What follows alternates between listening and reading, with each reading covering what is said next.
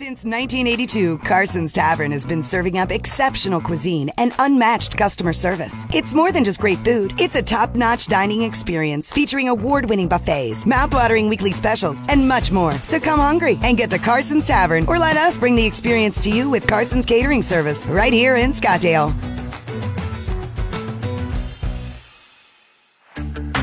You need hot, delicious pizza. You crave cheesy breadsticks. Add an oven-baked hoagie and a fresh salad, and there's a combination you know you just can't resist. Unbeatable pizza, incredible sides, and much more. Fox's Pizza has it all. Get to your local den, and you can too. Change your future at Westmoreland County Community College. Earn your degree in robotics, nursing, cybersecurity, or in any of our 100-plus programs. You can also plan your degree to transfer to more than 40 colleges and universities. Convenient, affordable, no fee to apply. Westmoreland County Community College is your perfect fit. For more details, check us out at westmoreland.edu/apply. That's westmoreland.edu/apply. And start your ambitious journey today. Are you looking for a fresh start or a career change? Unlock your potential at Westmoreland County Community College. Earn your degree in biology, welding, visual arts, or in any of our 100-plus programs. Convenient, affordable, no fee to apply. Westmoreland County Community College is dedicated to your success. For more details, check us out at westmoreland.edu/fresh start. That's westmoreland.edu/fresh start and begin your ambitious journey today.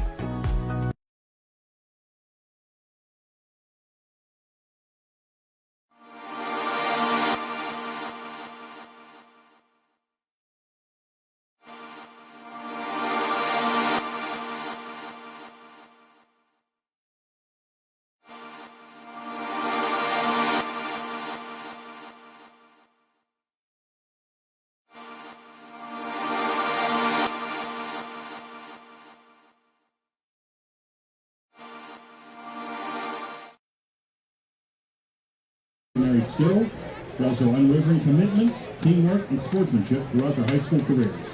Tonight, we shine a spotlight on their hard work and the indelible mark they've left on our school's athletic legacy.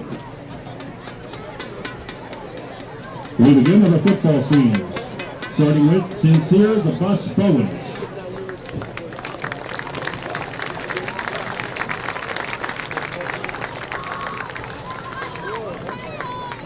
He is the son of Sarita Stevens and Chris Bowens. He's escorted by mom and dad, sisters, brothers, and stepmom. He's a member of the football team. His most memorable moment was winning MVP in my league one year. Sincere's future plans are going to college and hopefully going to the league. Ladies and gentlemen, Sincere the Bus Bowens.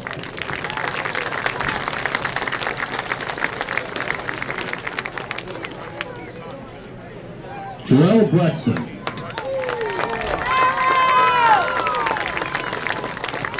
He is the son of Gina Braxton and Jamal Fairfax. He is escorted by his mom Gina and his brother Jamie. He is a member of the football team and he likes to lift. His most memorable moment was the first time putting pads on as a kid. Jarrell's future plans are to play college football. He doesn't know where yet, but going to college to pursue something in the medical field. Ladies and gentlemen, Jarrell Braxton.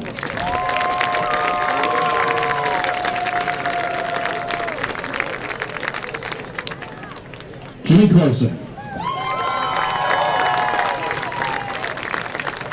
He is the son of Jim and Kristen Carson. He is escorted by his parents. He is a member of TFIM, YEA, NHS, Champions Club, 3-year letterman on the football team, and captain of the football team. His most memorable moment was beating Mount Pleasant 40-3 my junior season. Jimmy's future plans are to become a career fireman, along with acquiring his health and life insurance license. Ladies and gentlemen, Jimmy Carson.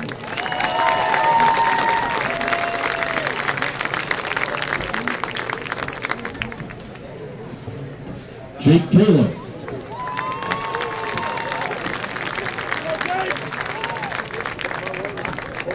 He is escorted by his parents, Luke Kaler and Mandy Brown.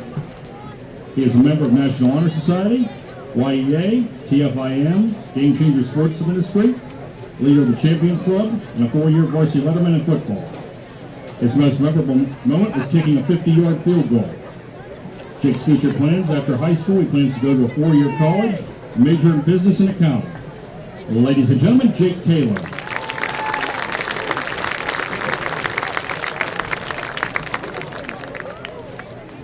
Lewis Maines.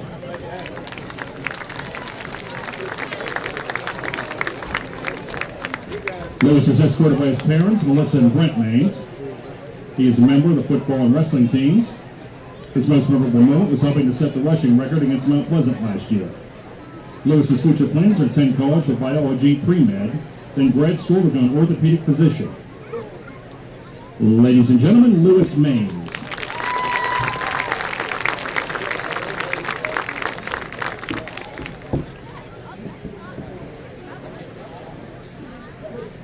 Cam Phillips.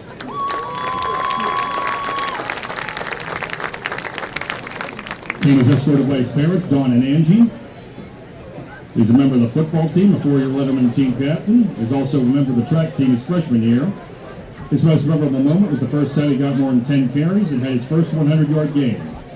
Cam's future plans are undecided, but leaning more toward either applying for the Carpenters Union apprenticeship program or attending college to pursue a degree in construction management or business and maybe play football. He'd like to own his own construction company. Ladies and gentlemen, Cam Phillips.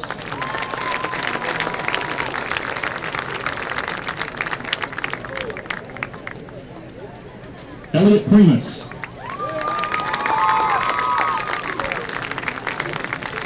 He is escorted by his parents, Michael and Aaron Primus. He is a member of football, basketball, track, National Honor Society, Penn State 4.0 Club, YEA Club, Interact Club, and the Champions Club.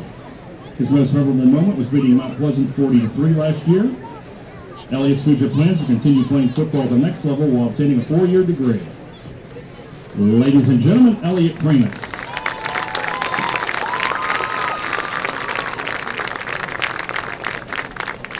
Roman Rosselli.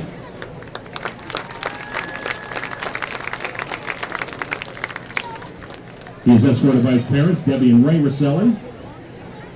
He's a member of football and basketball. He also likes to fish, ride, and work out. His most memorable moment was his vacation with his family to Fort Lauderdale, Florida.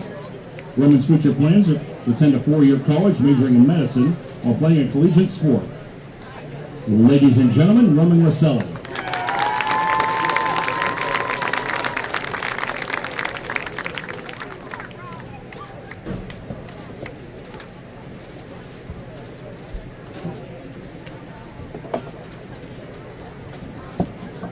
Ethan Shawley.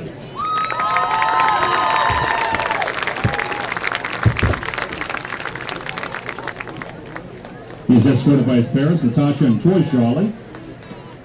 Member of the football team, he also likes to ski, hunt, fish, and lift. His most memorable moment is attending the last traditional Rose Bowl game between Penn State and Utah on January 2nd, 2023 with his father. Ethan's future plans are to attend a 4-year college and major in safety engineering and play football. Ladies and gentlemen, Ethan Shawley.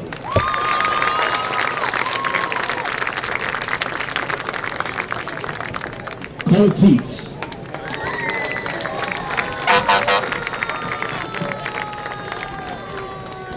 Cole is escorted by his parents, Bree and Kevin Teets.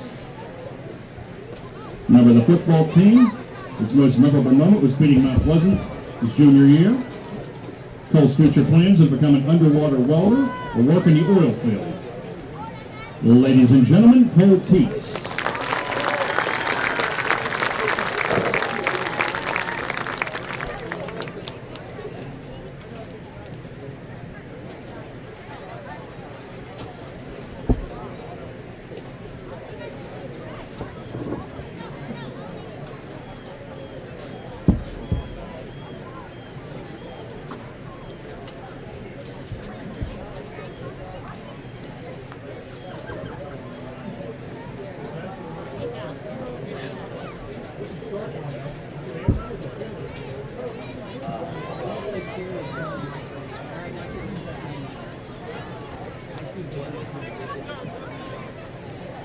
Now to our band members.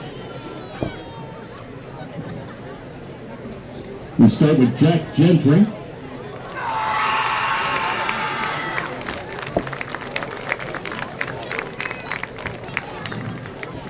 He's He's escorted by his parents, Connie and Sean Gentry.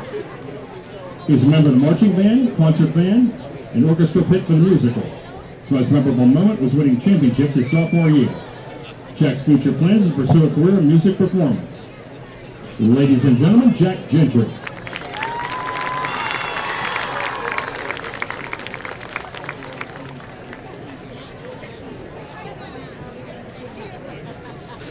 Logan Rieger.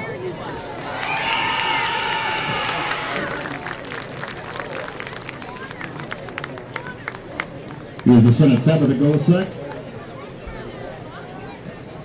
He's escorted by Tabitha and Dakota Golisek. He is a member of Interact, National Honor Society, Musical Theater, Marching Band, Pep Band, Highlander Choir, Symphonic Band, and Jazz Band. His most memorable moment was winning the PIMBA championship during his freshman year. Logan's future plans are to attend a four-year university to get a degree in music. Ladies and gentlemen, Logan Rieger.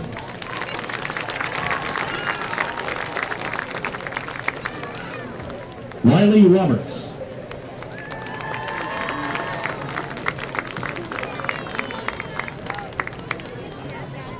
She's escorted by her mother, Elsie Roberts. She is a member of Marching Band and Champions Club. Riley's future plans are to attend a four-year college and get a degree in environmental engineering.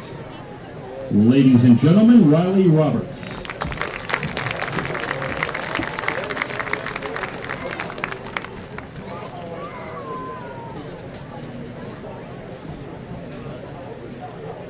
Lauren Stafford.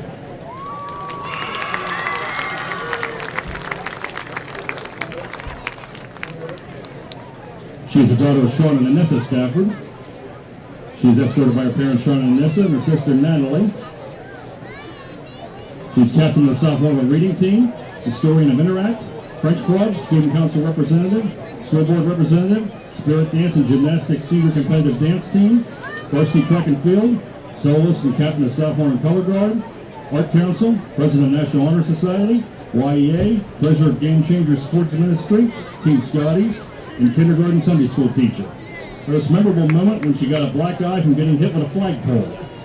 Lauren's future plans are going to Duquesne University for biochemistry pre-med with plans on going to medical school. Ladies and gentlemen, Lauren Stafford. Emma Standard.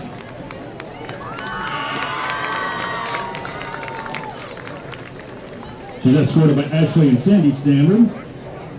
A member of Color Guard, Marching Band, Dance, Highlander Choir, Interact Club, and the journalism production crew. The most memorable moment was after the marching band rehearsal. He's sitting in Lauren's car with the guard girls singing along to Wildest Dreams by Taylor Swift. Emma's future plans are to attend Penn West California University. Her major is undecided. Ladies and gentlemen, Emma Standard.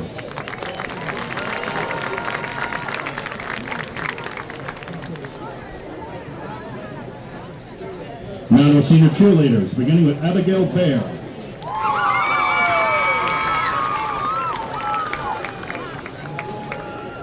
She's escorted by her parents, Kenneth and Jacqueline Bear. She's a member of YEA, Interact Club, French Club, Art Council, varsity cheer, golf team, a Futures Mind Club, and reading buddies, and also the varsity cheer captain. Her most memorable moment was when at Acrisure Stadium, beginning to step in the shoes of a pit cheerleader. Abigail's future plans are to go to WCCC and get a real estate license. Ladies and gentlemen, Abigail Bayer.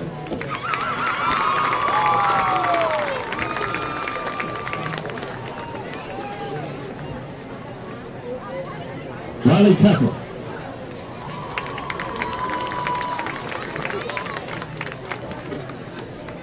She is escorted by her parents, Melissa and Calvin Niccolo. She's a member of YEA, Interact Club, reading team, and cheerleading for 7 years. She's also the varsity cheer captain. Her most memorable moment was when she went to New York City for a school trip.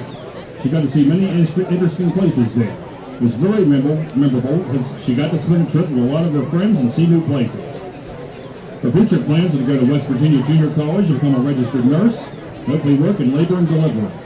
Ladies and gentlemen, Riley Kepler. Claire Lehman. She is escorted by her parents, Jason and Lisa Lehman.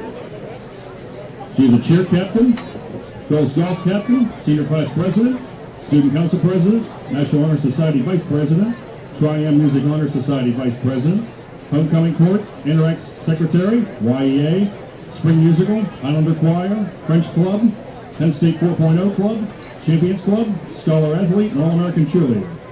The most memorable moment was the Crazy Dino's trips after dairy golf matches and getting to cheer in Ackershore Stadium's field with the pit cheerleaders. Class future plans to attend a four-year college and obtain a nursing degree, and further education, getting a doctorate in nurse practice, and become a certified nurse midwife. And ladies and gentlemen, Claire Lehman. Belle Lynn. She's escorted by her parents, Dave Lint and Brenda Cottom. She's a member of National Honor Society, Penn State 4.0 Club, Senior Class Secretary, Student Council Secretary, The Future is Mine and YEA, Champions Club, Interact Club, Varsity Cheerleader, 4-year Letterman in Golf, Scholar Athlete, All-American Cheerleader, and Homecoming Court, and also Varsity Cheer Captain. The most memorable moment was Claire Lehman and her singing You're So Vain by Carly Simon to Kendall Campbell's grandpa, Coach Pat Ed, after a golf match. Bell's future plans are to attend a four-year college and obtain a bachelor's degree in ultrasonography and then specialize in cardiac sonography. And ladies and gentlemen, Belle Lynn. Sailor Orovitz. She's escorted by her parents, Mike and Becky Orovitz. She's a member of YEA, Art Council, Highlander Chorus, All-American Cheer, Varsity Cheer Captain, and the reading team. The most memorable moment were the bus rides home from the away games. Her future plans to attend Douglas to get an esthetician license and attend college to get a nursing degree, pursue a career in aesthetic nursing. Ladies and gentlemen, Sailor Orovitz.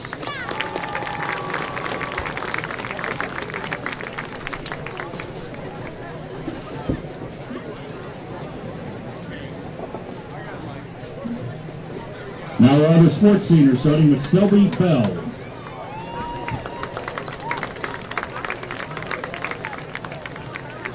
Selby is escorted by his parents, Lynn and Fred Bell. He's a member of YEA Club, National Honor Society, Interact Club, Penn State 4.0 Club, and Student Council. Selby's future plans upon graduation is reporting to Lackland Air Force Base in San Antonio, Texas, then a career in the aviation industry. One day he hopes to work for a major airline.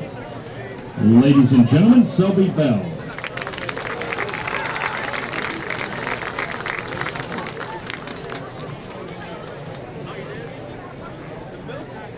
Lizzie Boone.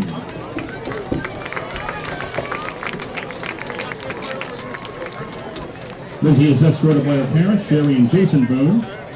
She is a member of Varsity Soccer, Varsity Track and Field, Interact, National Honor Society, YEA, Journalism, Spanish Club, and the Penn State 4.0 Club. Her most memorable moment was making states her freshman year. Lizzie's future plans are to study mechanical engineering in college. Ladies and gentlemen, Lizzie Boone.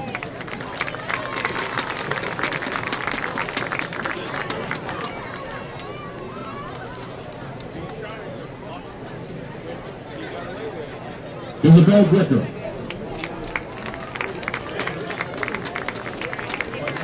She is escorted by her parents, Kayla and Richard Bricker.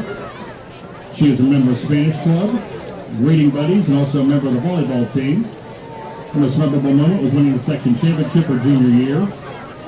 Isabel's future plans are going to Westmoreland County Community College for dental hygiene.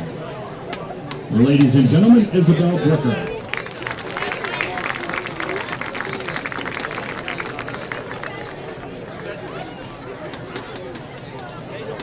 Chloe Causer.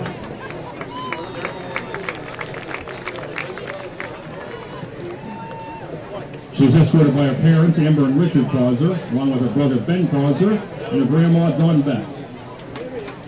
She is a student council representative, varsity tennis captain, YEA TFIM, Interact Club, Champions Club, and Art Council. The most memorable moment was after a softball game. She went to McDonald's. After we got all our food, the guy threw up the rock-on hand sign and said thank you. Chloe's future plans after high school, she plans to go to college and get her degree in nursing to work in the NICU.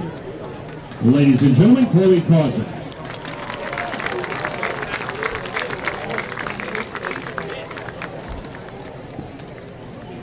Connor Clower. He is escorted by his parents, Matthew and Amy Calder. He is a member of varsity soccer, wrestling, and track. He's also in the Sports Ministry Club. His most memorable moment was whenever I assisted Ethan's goal on a very botched play last year. Connor's future plans are to graduate early and enlist in the United States Marine Corps and get a degree while my first enlistment and become an officer in the military to fly jets. Ladies and gentlemen, Connor Crawley.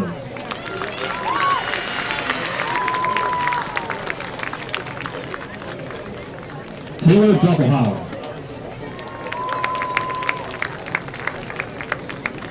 She is escorted by her parents, Ben and Erica Doppelhauer. She's a member of volleyball, softball, Champions Club, National Honor Society, Spanish Club, the Futures Mind Club, Interact Club, Youth Education Association, and Southmoreland Softball Youth Club. The most memorable moment was hosting and winning the first ever home volleyball game. Taylor's future plans are to attend a four-year college and continue playing volleyball. Ladies and gentlemen, Taylor Doppelhauer.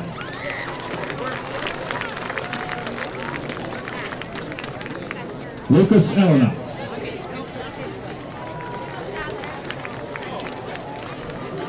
He's escorted by his parents, Ronald and Jennifer Elena. Member of the golf team, he also likes to fly planes.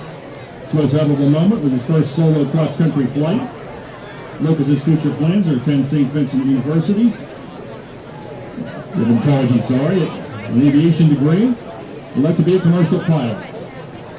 Ladies and gentlemen, Lucas Elena.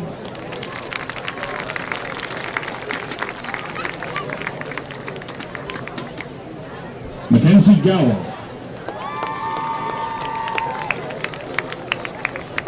She's escorted by her parents, Chad and Tina Gallo. She's a member of the YEA Club, tennis, and dance. The most memorable moments is how I made it to second singles and improved so much from last year. She also loves playing with all her friends and laughing all the time. Mackenzie's future plans are to attend a college, major in forensic science, and become a forensic science technician.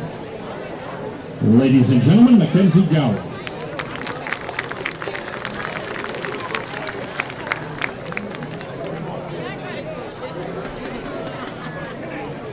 Ethan Kenny. He is the son of Lindsay White and Philip Kenny. He's escorted by his mom, Lindsay White. He is a member of soccer, wrestling, tennis, the Champions Club, and a scholar athlete. His most memorable moment was every bus ride he's had with his teammates during sporting events. Ethan's future plans are to attend a four-year college while also working at a weld shop to get experience. Ladies and gentlemen, Ethan Kenny.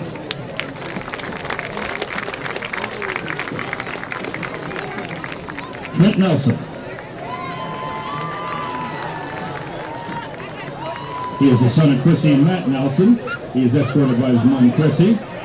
He is a member of National Honor Society, four-year letter winner in soccer, Penn State 4.0 Club, Champions Club, Game Changers Club, and a scholar athlete. His most memorable moment was playing Greensburg-Salem, and Damien getting really frustrated and throwing one of the kids across the field. Trent's future plans are to attend college for 4 to 6 years, to become a pediatrician or a physical therapist. Ladies and gentlemen, Trent Nelson. Lexi Ola. She's escorted by her parents, Steve and Tara Ola. She's a member of cross country, track, student council historian, class historian, National Honor Society, Interact Club, student athlete advisory council representative, Westinghouse Science Honors Institute, reading team, and the school newspaper.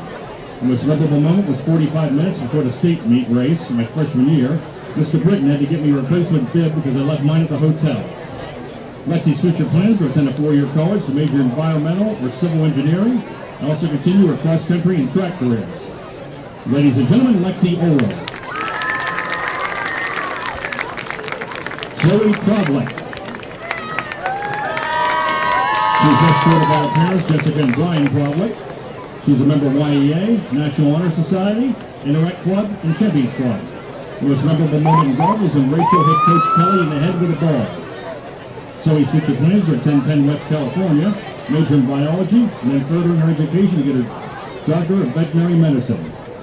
Ladies and gentlemen, Zoe Kroblik. Riley Puckey. She's escorted by her parents, Stephen and Julie Puckey. He's a member of National Honor Society, varsity volleyball team captain, varsity softball, student council treasurer, senior class treasurer, Interact Club, Champions Club, TFIM, YEA, Spanish Club, and Game Changer Sports Ministry. The most memorable moment was when the first ever home volleyball playoff game. Riley's future plans are to attend a four-year college to study biology and further her career in radiology. Ladies and gentlemen, Riley Puckett. Aubrey Cedar. She's escorted by her parents, Steve and Jill Cedar. She's a member of the ladies soccer team, student council vice president, class vice president, National Honor Society, Penn State 4.0 Club, Interact Club, the Futures Mind Club, YEA, Spanish Club, Champions Club, and Northern Skills Soccer Club. Most memorable moments committing to Slippery Rock to play soccer. Aubrey's future plans are to attend Slippery Rock University to major in exercise science, pre-physical therapy while playing soccer. Ladies and gentlemen, Aubrey Cedar. Mackenzie Thompson. She's escorted by her parents, Michael and Tiffany Thompson. She's a member of Champions Club, Student Athlete Advisory Council, Interact Club, 2-year member of the All-Academic Team, 3-year varsity girls tennis letterman, enrolled in the Aspiring Educators Program at Central Westmoreland Football Tech. The most memorable moment was during the 2024 tennis season. Her doubles partner and her won her match against Valley and secured the overall win for the team. Mackenzie's future plans to attend Slippery Rock University, majoring in early childhood education with a dual major in special education. Ladies and gentlemen, Mackenzie Thompson. Let's give these young student athletes a round of applause. As they stand on the threshold of a new chapter in their lives, let this presentation serve as a reminder of the remarkable journey each Cedar has undertaken. We bid farewell to these exceptional individuals, confident in their ability to embrace the future with purpose and success. Thank you.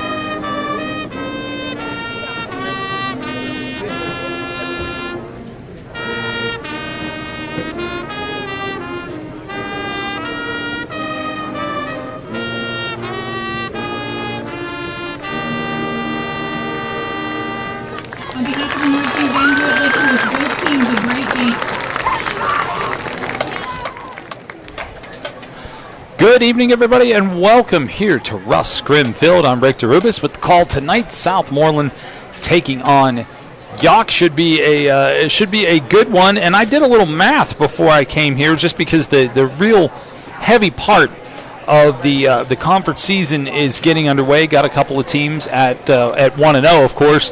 The other big dog, as you would say, here looks to be Elizabeth Forward. So in crunching some numbers, I discovered that Southmoreland is actually, the Scotties are scoring more points and giving up less points than EF, for whatever that's worth. That's why they actually play the games. That's why we show up here on Friday nights. But if nothing else, the 5-1 record for the Scotties coming into tonight's game is pretty impressive, and they're doing it by, I believe, nearly a 15 to 16 point margin, if my math was correct. So it is a good time to be a Scotty, but this is why we play. The chance for Yough to come in here tonight, the Cougars could do something, make a little noise, and boy, that would put everybody on notice. So we've got, I hope you enjoyed and were able to watch the pregame festivities with us as they honored the seniors from all of the fall sports. The cheerleaders, it was everybody. There were plenty of kids, and it took almost the full half hour. Nice to see so many athletes involved in tonight's events. So here we go, down to the game, and we've got a lot of outline in pink tonight on the sideline. A lot of students wearing pink as well here in the student section. Waiting for the captains to hit midfield.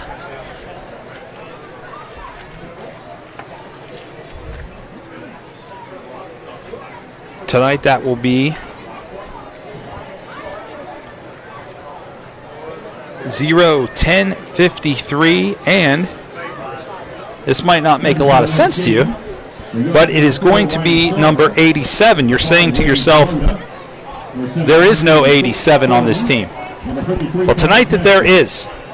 Ethan Shawley has switched out of his normal number 22 to wear 87, which I do believe was his father's number when he played. And I'm getting more notes. You could just tell me. Number 20 is now wearing number 3. So Sincere Bowens is now wearing the number 3 for tonight. So we've got some interesting side storylines, some honoring of seniors, and certainly with 87 tonight, Ethan Shawley switching out of the 22 to in honor of his father and his playing days. Certainly going to be an emotional thing, I'm sure, for the Shawley family.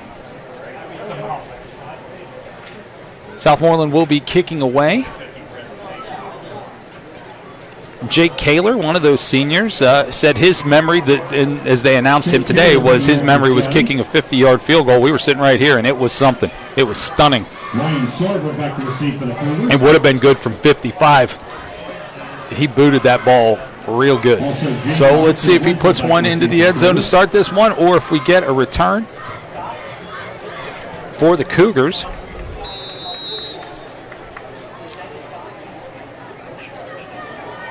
The 2 men back. And here we go. Kaler back with the kick. It will go short and be bumbled at the 7-yard line, picked up by number 7. He is on his horse, and he has found a seam. Looking to get out of bounds. No.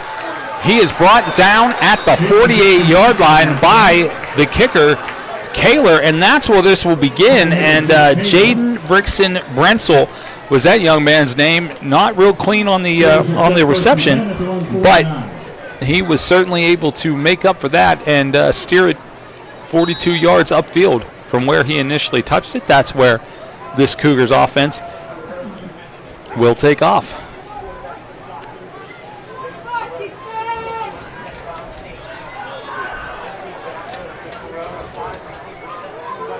Shotgun formation, 3 receivers to the near side, 2 to the far. Looking around, goes right down the middle and finds a wide open number 7. That is the same guy that returned it, Britzen Brentzel.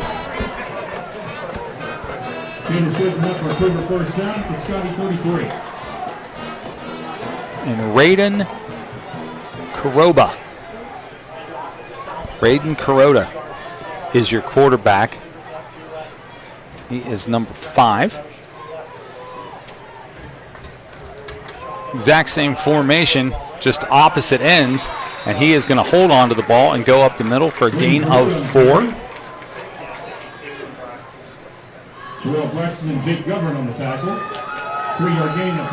And they are set again and ready to go. So we've seen some slow, methodical drives. Ringgold especially was take as much time as you can. It's 22 on the play clock, and they're ready to go. They will snap it with 19. Hot pursuit, and going to throw that ball to the far side. Again, same receiver, Dixon Brentzel. So now it will be 3rd and 3. Coming up from the 26-yard line of Southmoreland.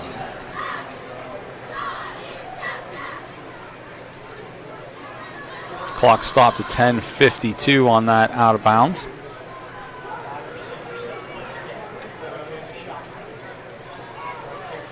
Going to hold it again, and he is going to go maybe a yard and a half. So it is going to be 4th down, and I'd say a long one. No doubt what they're going to do. They are lined up and ready to go.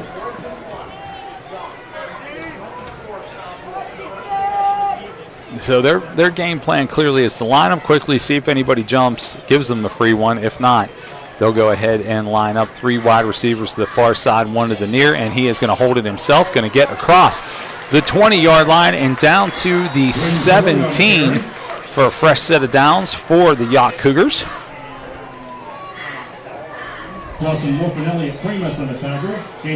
Primus on the tackle.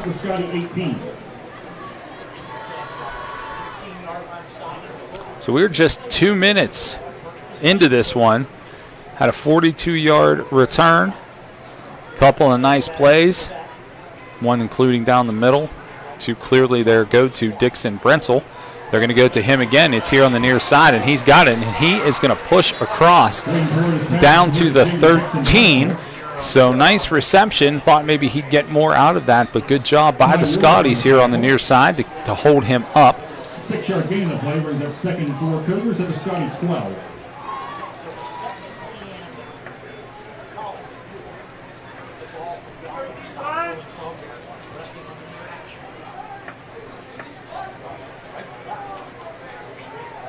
Going to snap again.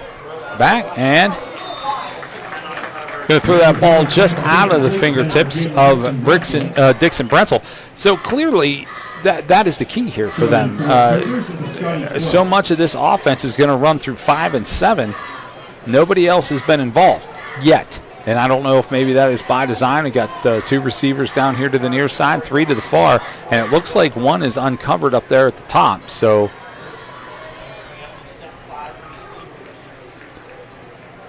they're not shy about what they're going to show. Now that man goes in motion. That is the same number 7, Brentzel. Going to hold on his own, get down to the 11, and something popped up in the air. It was not a flag, perhaps a piece of, oh, no, it was the football. Looks like everybody's just fine. So 4th and 1 for the Cougars. I don't think there's any question what they'll do again. They did it at the 20-something, so I'm sure they'll do it again at the 9.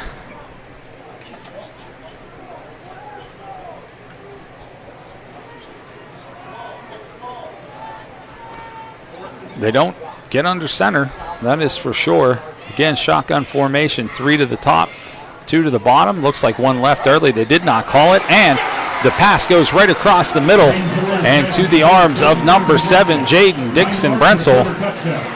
And that was quick. 3 minutes, 28 seconds for your first score of tonight's game, and it comes with the Cougars.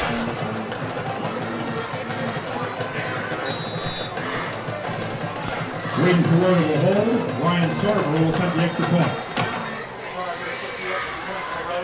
Extra points down. Kicks up.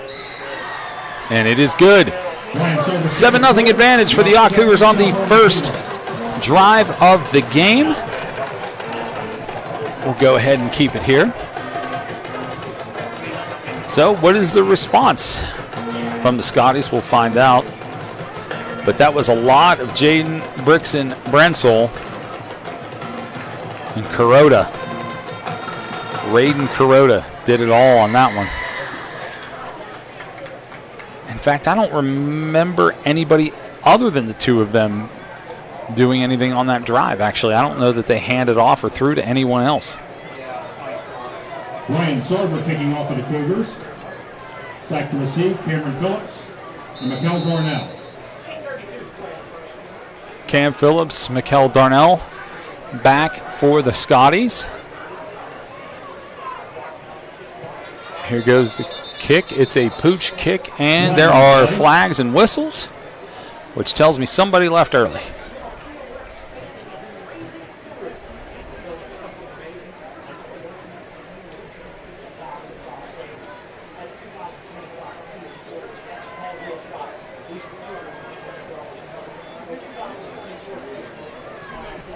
Penalty against the Cougars. And that penalty is against the Cougars. Going to back them up to the 35.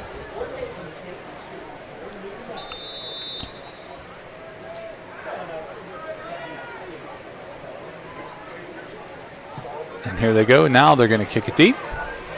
And it will be fielded at the 20, 25, 30, 35, 40. Looking for a seam and finds a little bit of a seam and gets that ball up to the 46-yard line. That is where the Scotties will begin this drive. That was Cameron Phillips on the carry. First and 10 at the line 45.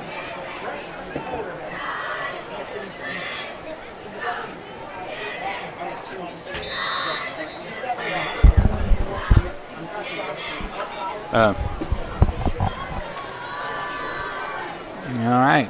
45-yard line is where the Scotties will start this offensive drive. Sidecar and man in motion. Who are they going to hand it to? They're going to go up the near side here and across into enemy territory. That ball will come down at the 47-yard line. Cameron Phillips on the carry. So nice first play of the game on the offensive side. Of course, they can and have moved the ball very, very well.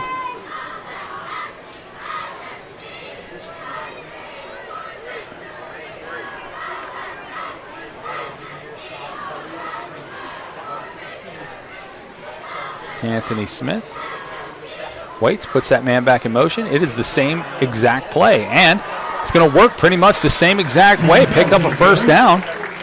Ball down to the 43-yard line. So 42. First down and move the chains.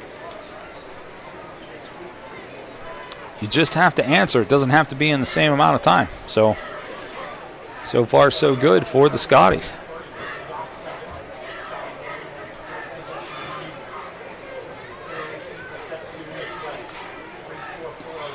Two receivers on each side, going to hand up the middle instead, keep the pack moving and the pile moving forward for a nice gain of at least 5, if not 6, again for Cameron Phillips. Bryce Harvey on the tackle. 4-yard gain. The play brings up 2nd and 6 Scotties. All right, they're going to give them an official gain of 4, so 2nd and 6.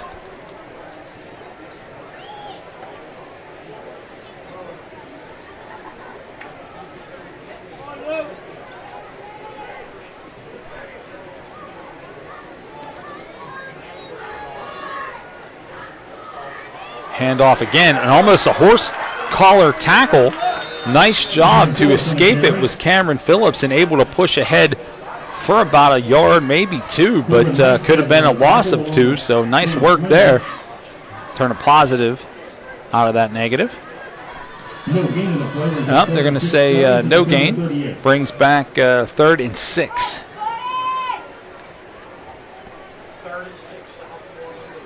We got 6:10 left to go here, first quarter. Scotties continuing to let the clock roll. Smith going out to the far side. He's got a man. He's open, and it goes off the fingertips. Elliott Primus was the intended receiver there, unable to haul it in. You're in a weird part of the field here. If you punt it, you have to angle it and make sure that there is no return to flip the field position. I don't think they're going to do that. I think they're going to go for it. It's too far to kick a field goal, even with a guy that can kick them 50 yards. It would be much longer than that. So going to attempt to just go ahead and pick up that first down, 4th and 6 from the 38-yard line.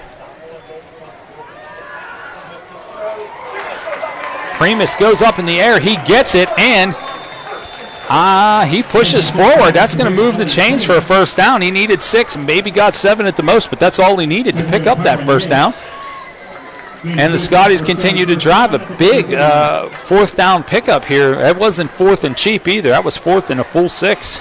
They get it.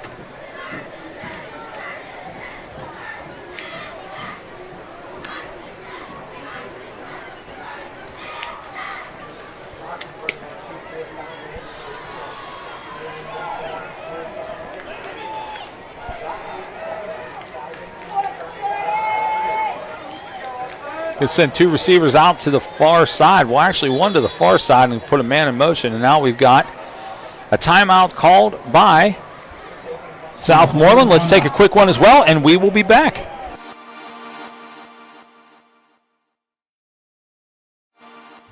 Change your future at Westmoreland County Community College. Earn your degree in robotics, nursing, cybersecurity, or in any of our 100-plus programs. You can also plan your degree to transfer to more than 40 colleges and universities. Convenient, affordable, no fee to apply. Westmoreland County Community College is your perfect fit. For more details, check us out at westmoreland.edu/apply. That's westmoreland.edu/apply. And start your ambitious journey today.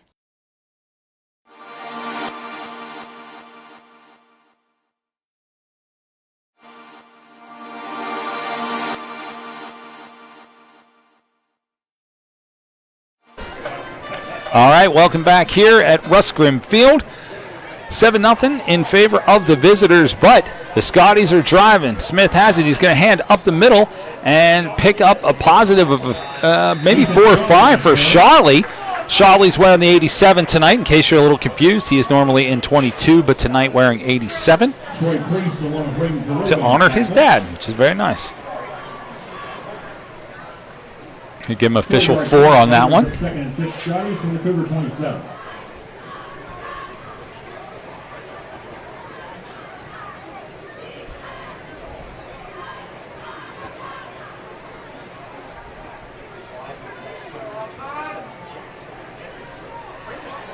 To the line again, Primus is very much off of the pack. They're going to hand up the middle, and not fooling the Cougars on that one. Brought down by the same man that is calling the quarterback plays over there. Number 5, Raiden Kuroda.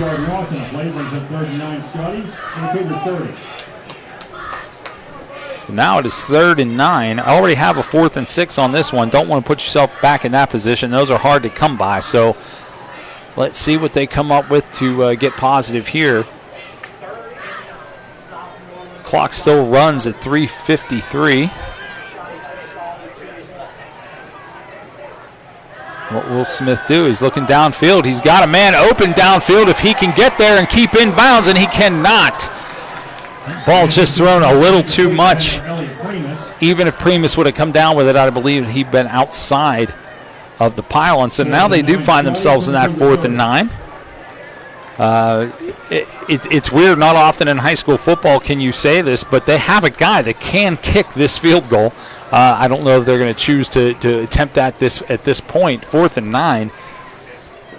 It looks like they are going to go for it again.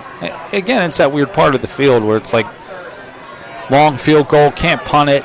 Might as well go for it and find 9 yards if you can. Smith looking for 9, and he is going to look downfield and find an open man downfield, and I do believe he might be short.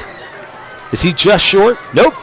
And his missed pass is complete to Ty Warwick. They are good. Yeah, Ty Warwick picks up the ball, able to haul it in near the sideline, and maybe got 2 extra inches past what he needed. Picked up 9 yards and 2 inches, but that's all he needed was 9, and there is a fresh 1st and 10. 3:37 left to go here in the first. Nice, impressive, methodic drive here with 2 4th down conversions. Going to get another hold. Actually, Smith's going to hold it. He's going to get down to about the 14 until he is shoved out of bounds. Corbin Wright-Statler on the tackle.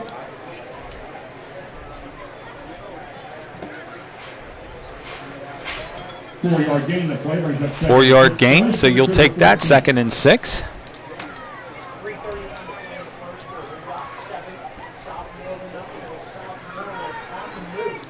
Yough 7, Southmoreland nothing. But threatening.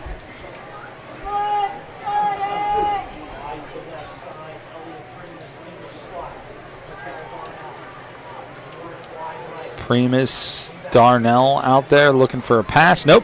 End around. They're going to put it right in the gut of number 7, and he is going to tear it around and put up the score. Was that 1 or 7? Mickens. 7. That was 7 on that one. Jackson Mickens for the touchdown. There is a penalty flag down at the 10-yard line. So let's see. The sirens of the fire trucks haven't gone off yet, so I got a bad feeling about that one. It is coming back. Personal foul against the Scotties. Personal foul against the Scotties. No touchdown. And now heading back to the 25-yard line. That could be a killer there. Scotties will now face 2nd and 17. 17 before the 25. The good news is this offense can be very potent at times, hanging 50 a few times. So they've got to play for this, and they don't have to get it all at one time. It's only 2nd down and 17. Looking downfield, Smith chucking it all the way. And it is grabbed in the end zone. My goodness, Jackson Mickens, they go back to him. He bobbled the ball for a second, able to haul it in before he steps out of bounds, and it is up for 6. My goodness. What a snag. Now the fire trucks are going off, and it's legit.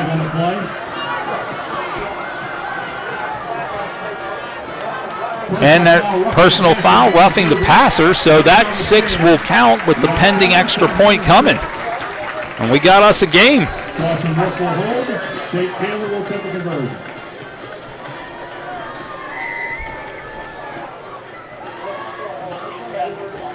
Not sure why the ref ran up to Kaler like that, but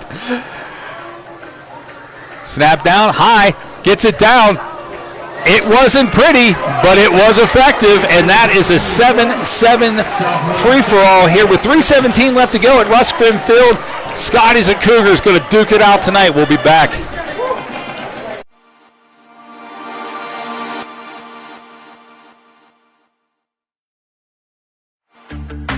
You need hot, delicious pizza. You crave cheesy breadsticks. Add an oven-baked hoagie and a fresh salad, and there's a combination you know you just can't resist. Unbeatable pizza, incredible sides, and much more. Fox's Pizza has it all. Get to your local den, and you can too.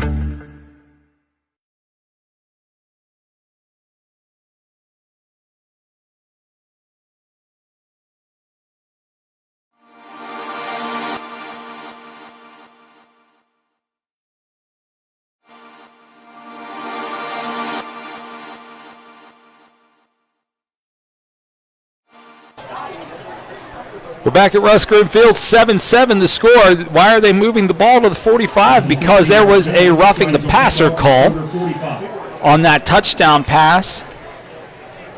So this is always an interesting opportunity to me. What do you do here? Do you just boot it out, or do you make them play for it? I wouldn't be surprised for a little bit of a trickeration. Instead, they're going to let him sail out of the end zone, and that is where the visiting Cougars will line it up. 3:17 left to go first quarter.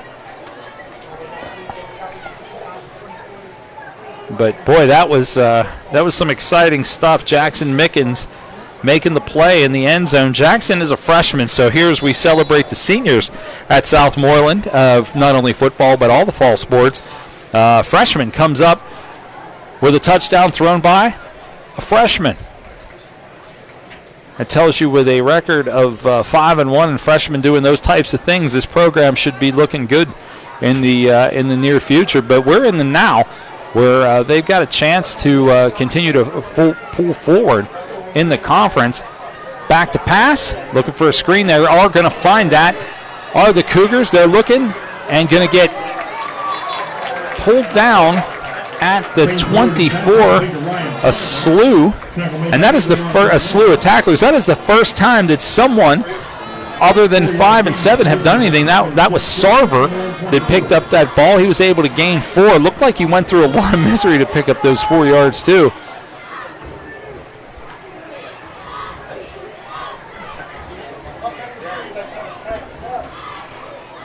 And now 15 seconds, 14 left on the play clock. This is about as low as they've let it go since then. Going to take off with the ball and go right up the gut. And he is a big guy.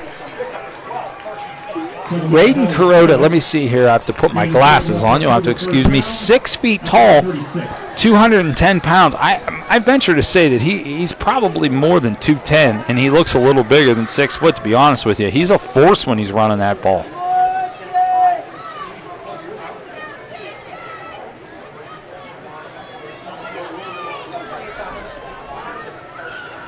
So he's checking his wristband. He's going to line up again. Now the play clock down to single digits. He's going to throw out to the outside. He was blitzed and able to get a solid stick. What an open field tackle.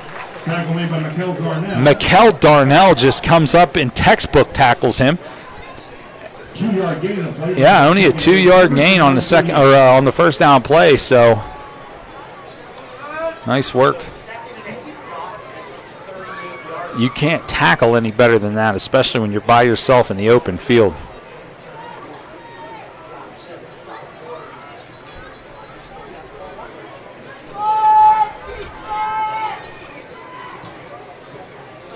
Slowing it down a little bit. Here comes the snap. Going to drop back. Look to go downfield's coming to the near side, and he's split the middle between number 2 and number 11. There was only the closest player to it was a black shirt. That was number 8. Ty Warwick was in the vicinity, but nobody really all that close to that one. 1:14 left to go first quarter, 7-7 your score. Bringing up 3rd and 8. And this is the first time in this first quarter that Yough has been tested, I think, with such a deep 3rd down. 3rd and 8. 2 4th down conversions on that last drive for the Scotties, by the way. He's down looking to throw, and he is going to get brought down and sacked. And his number 54, Colt Teets, I believe. Sacked by Colt Teets. So Colt Teets having his self a night too, not only a senior night, but coming up with a big sack there. And we will see our first punt of the game, which I believe is also done by number 5. Is that number 5 punting again? Mikel Darnell back to receive. He's going to pick it up at the 30, get across to the 35, down to the 40, coming across the near side to the 45 and down just across the 45-yard line, and that is where the Scotties will take the next 32.5 seconds and do what they can with them before we switch sides of the field.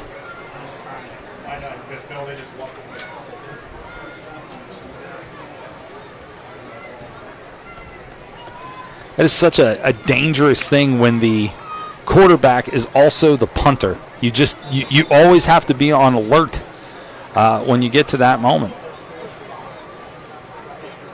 And now he is also a linebacker. I mean, you'd have to, I don't care how old you are, at some point you're going to wear down.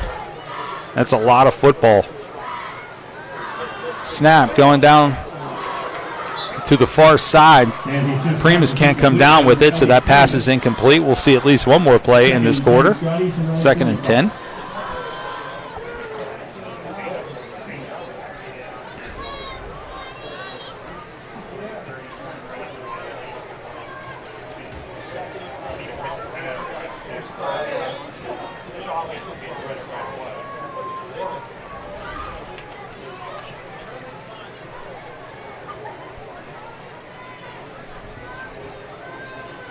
Scotty's getting lined up. Receivers to each side. 2 men in the backfield. Smith had a sidecar. He's going to give it to the deep man. That ball's on the ground. He's going to pick it up in stride across the 40, across the 30, and he is absolutely gone. Normally that does not happen. That's Cam Phillips. Fumbled the ball on his own, pops right back up into his hands. He turns on the Jets, and he turns up the lead. 13-7 with 17.7 seconds left to go here in the first quarter. Extra point pending, and how do you like that? Sometimes it's going your way, and that is going your way. My goodness. Crossing Wolf will hold. Jake Taylor will cut the conversion. Kaler puts it up and into the maintenance garage on the other side. It's all good. And 14-7. Your score with 17 seconds left. We'll go ahead and take a quick break, and we'll be right back.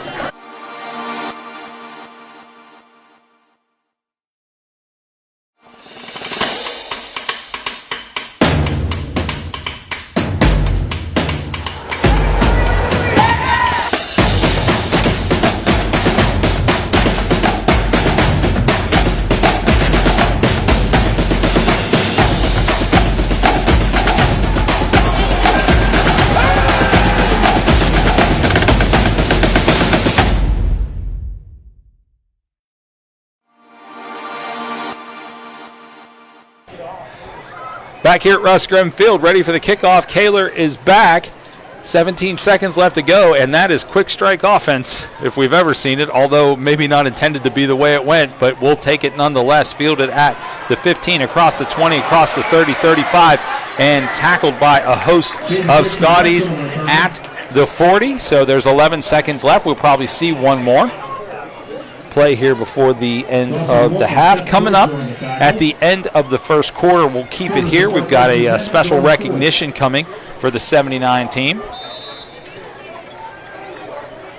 So we will we'll turn that over to the public address announcer. You can hear him say the names of all the 79 players that are in attendance tonight. The 79 Keystone Conference champs are here visiting, so we'll hear all about that coming up after this 11.4.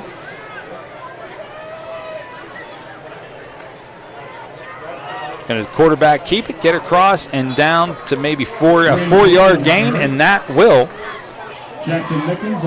end that first quarter. As we come to the end of the first quarter, with the score Southmoreland 14, Yough 7.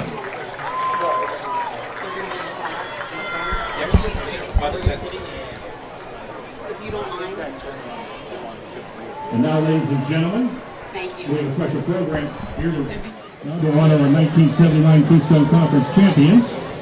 To introduce them, please welcome our original PA announcer, Mr. Aldo Clara. Thank you. That's nice to be back. Ladies and gentlemen, we are honored to recognize the outstanding players, coaches, and staff of the Southmoreland Scotties 1979 Keystone Conference football champions.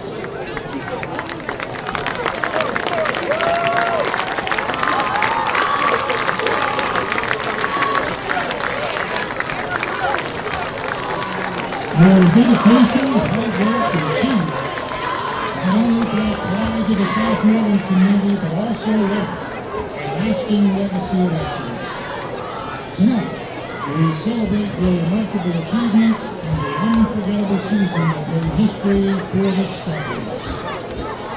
At this time, we'd like to recognize the following individuals. The first gentleman to please stand or wave, that would be appreciated. Coach Robert Allison.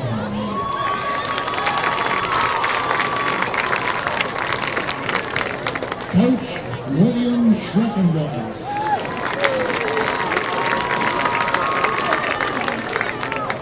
Ed Burkhart.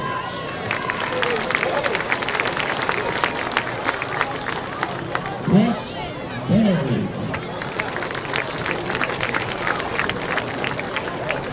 Randy S. Gillespie.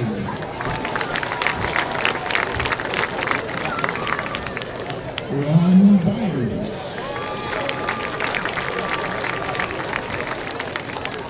Bob Keebler.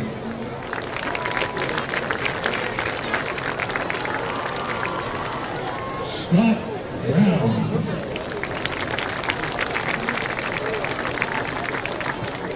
Kevin Humbert.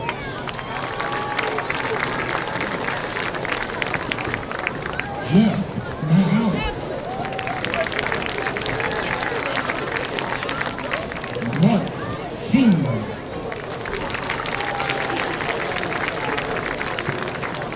Tim Kintock.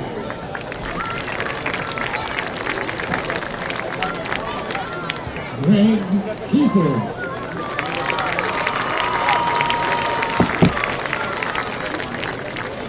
Tim Duke.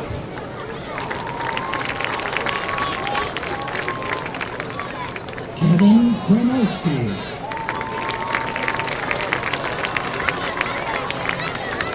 Coach Ariaza.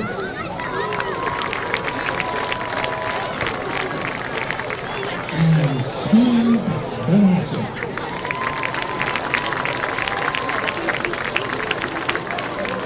Thank you all for your contributions and for inspiring future generations of athletes. Let's give them a big round of applause, ladies and gentlemen. Thank you.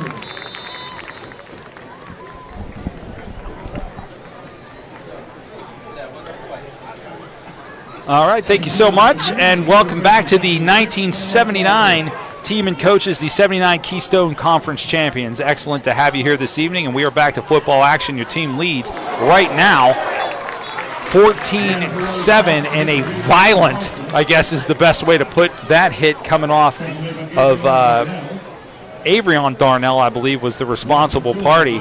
It looked very close to a clothesline, just to be honest, but the referee had a much better look at it than I did. 3 receivers to the near side, 2 to the far. Slowing down the pace. Kuroda checks his wrist for the plays. Play clock down to 5, and that is when they will snap it. He is looking downfield, looking to heave it, and he is going to get into a little bit of trouble. And his receiver nicely comes back to be able to help him make a play on it, but the receiver unable to haul the ball in. So now we will go to 4th down. And again, mentioned that the same guy that throws the touchdowns around here also kicks. So he is going to punt this ball away, and that does lead to oftentimes to what could be some danger. So we'll see.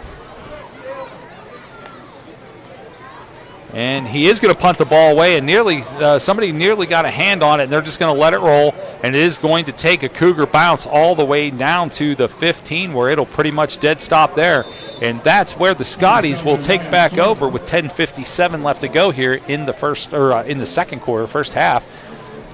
Spencer's having a Big Mac, which is interesting because there is not a McDonald's here in the stadium. How cold is that, and how long has it been sitting there? Jeez.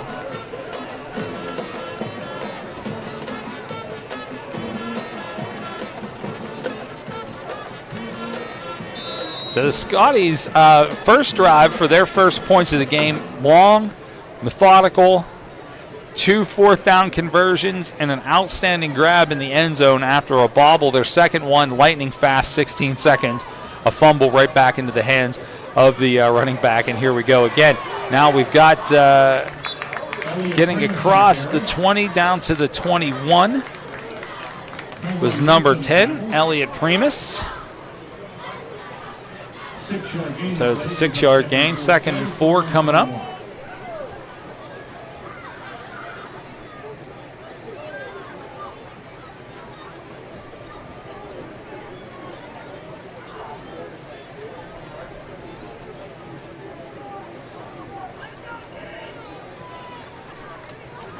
Well, they better hurry up a little bit. It's 9, and they're not set.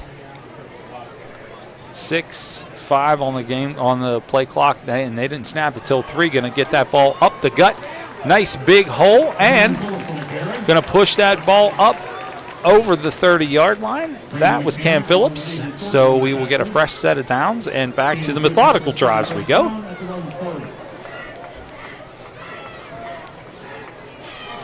Which is good because the Cougars can't hurt you if they don't have the ball.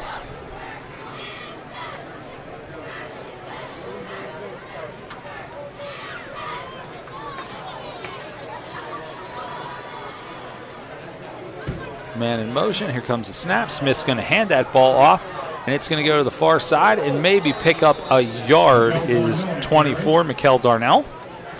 It was a lot of motion for 1 yard, but they did a nice job that the Cougars are tracking him down on the other side.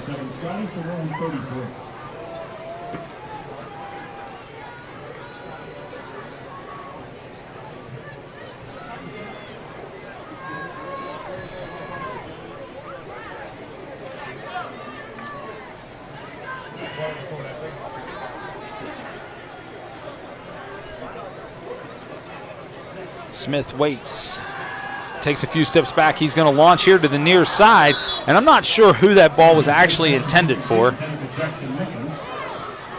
Mickens put his hand out as if it were him, but also he had 24, Mikel Darnell, streaking down the field, and it kind of landed in an odd spot. So I don't know who exactly that was supposed to go to. Nonetheless, it will bring up a 3rd and 7.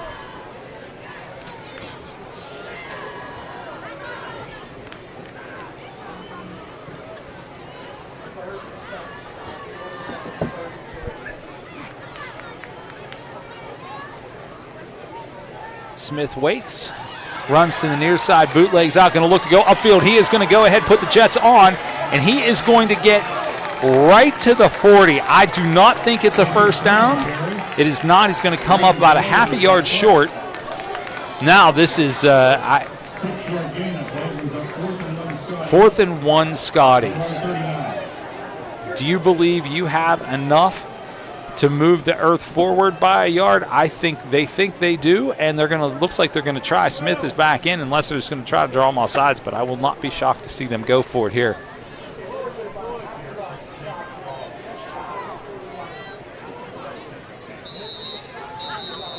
And I had a feeling you get a timeout by the Cougars, so maybe it was just a reason to make the Cougars call a timeout. Who knows?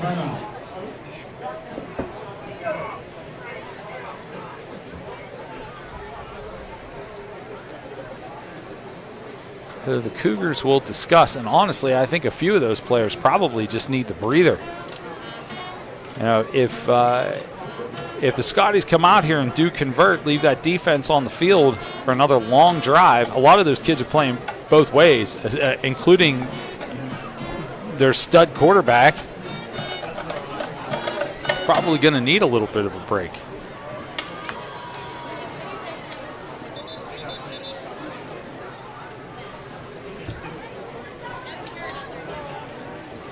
So let's see. Looks like it's the same game plan as before. They are going to go for it out of the shotgun. They need about really a half a yard. And he slips and falls.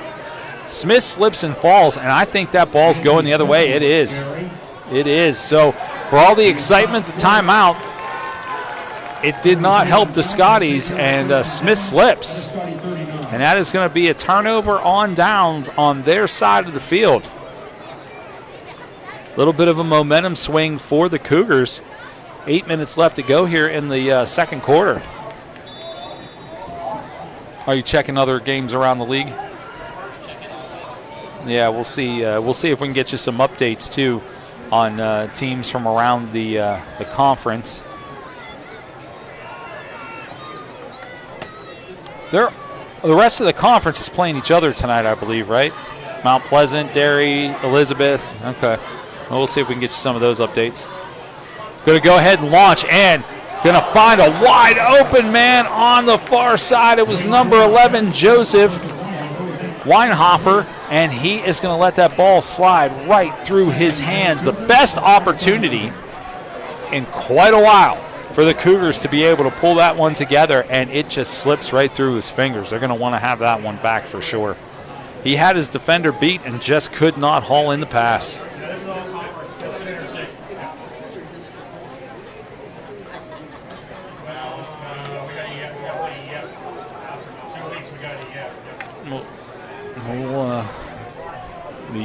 The entire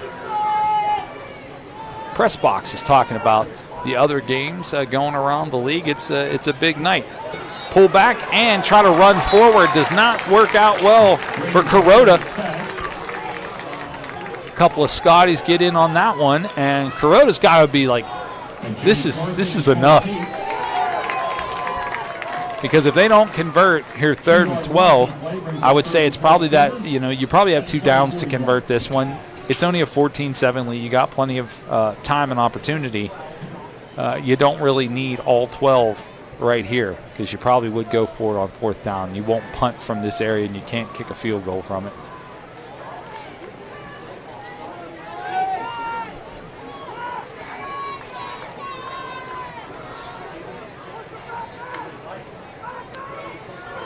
Kuroda looks, and he is going to run into and escape a bunch of tacklers looking to go downfield. Throws the ball. There was an open man down there. He just overthrew him.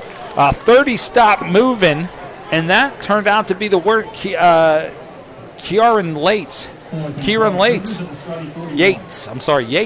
He was open down there. The ball just went over his head. Now it's 4th and 12, and you have to get them all in one fail swoop. So that's 2 times on this drive that he's had an open man. The first one was perfectly thrown. The second one a little overthrown. Either way, same result. No first down. Okay, so we've got Greensburg-Salem and Mount Pleasant. They are still knotted at 0 at the end of the second quarter. Going downfield again, and 3rd time is a charm. You leave them that wide open, and they will connect eventually. Nice pass on the button and corralled by Ryan Sarver. So Kuroda and Sarver do connect, and that keeps them on the field with a 4th and 12. So there have been a few 4th and long conversions in this first half so far, and that was a beaut.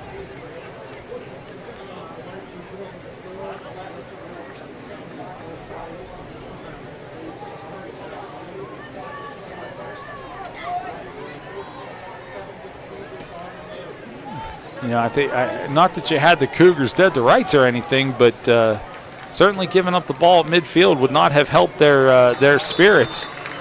And the Cougars overcome that. Got caught sleeping a little bit where the Scotties, Cougars run the ball on 1st down, nothing doing there. I don't even think the ball is in the same, no gain, same spot. No gain in the play, brings up 2nd and 10 Cougars. Yeah. 14. So 0-0 at the half, by the way, Mount Pleasant and Greensburg-Salem. Try to get an EF update. Who else? EF and Derry.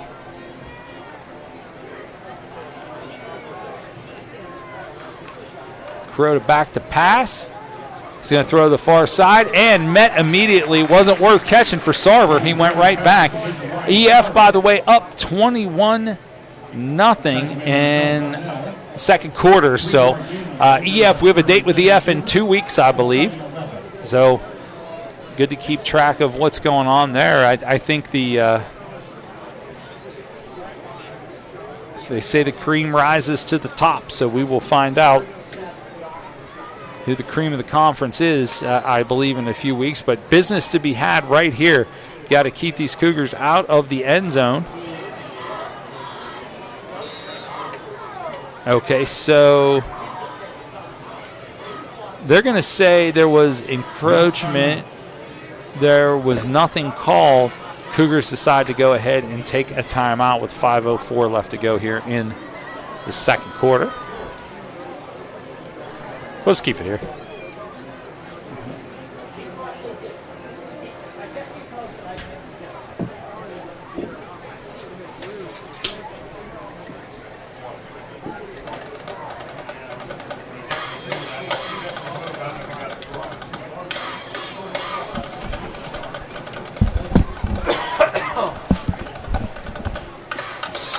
Looking forward to college football tomorrow. Pitt taking on North Carolina.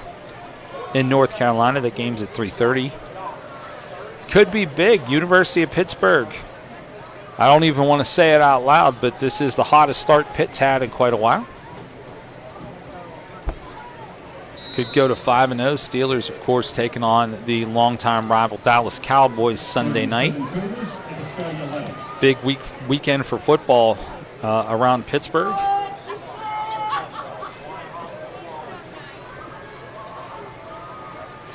But let's handle the business right here. 3rd and 7, 5:04 left to go. Cougars threatening.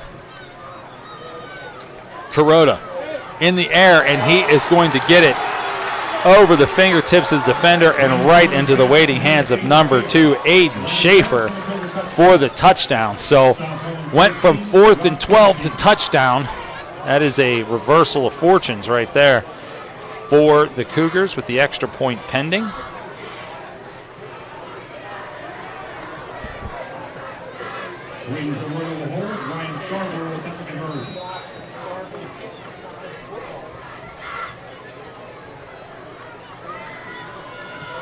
Kick is up, and it is good. We are knotted at 14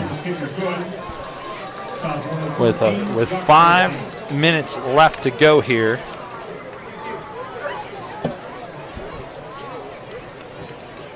Russ Grimm Field is the site. Again, welcome back to the 1979 team, coaches and friends. The 79 Keystone Conference champs. What a great logo, too.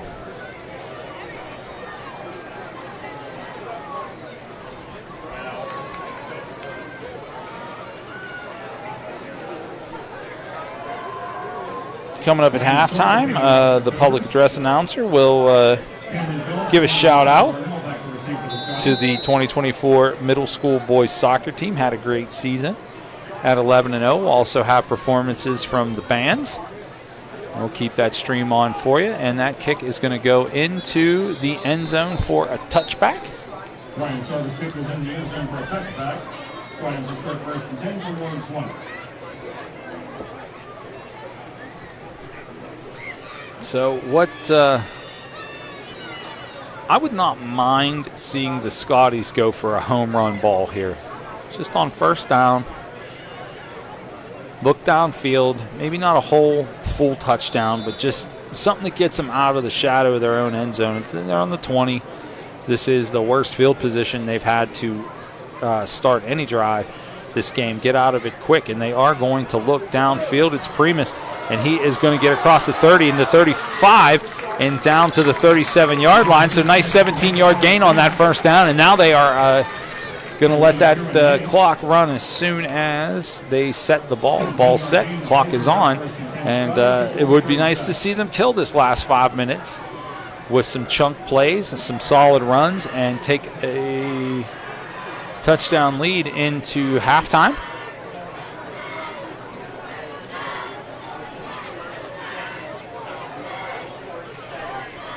Here's the snap. Smith looking, and now they're going to take that home run shot, and I tell you what, it's what the doctor ordered. Mikel Darnell going to pick up that ball and get out of bounds with it right at the 37-yard line. So 26-yard gain on the play. So 1st down 17 yards, or first play 17, second one 26, and they are really moving the ball now. Southmoreland has put up a lot of points this season. You know they can do it. Smith's going to throw it right into the belly of Cameron Phillips, and he's not going to get too far. In fact, he may have lost a half a yard.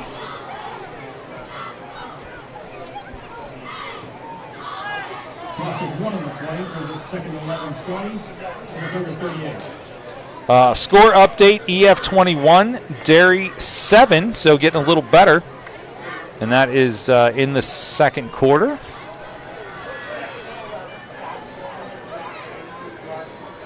Smith back with it, looking to pass. He's got single coverage here on the near side. Now he's going to be doubled up in coverage, and Primus did a nice job of playing defense there. because that ball had a potential of landing right into a defender's hands, so he had to turn around and play a little D on that one.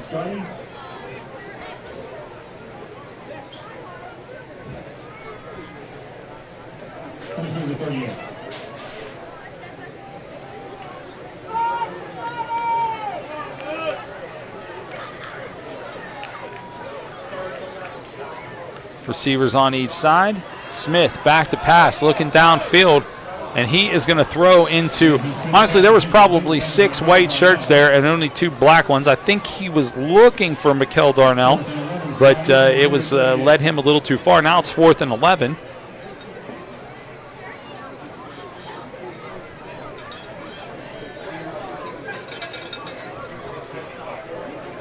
And that would be almost a 50-yard field goal. We're going to choose which we've seen right here on this field this year. So he could do it, but they're going to keep Smith on the field. He's going to look downfield. He's back. He's going to throw and goes through the hands of a defender, and that is how that drive will end. 3:32 left to go second quarter, and we're going to have a turnover on downs. So for all the promise of those first 2 plays, although we do have a flag on the field.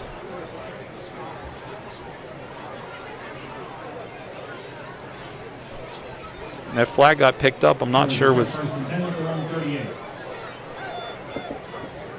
there an actual penalty called? He threw one. He just picked it up. Okay, so that is how it will start. No, the flag came down and he picked it back up. So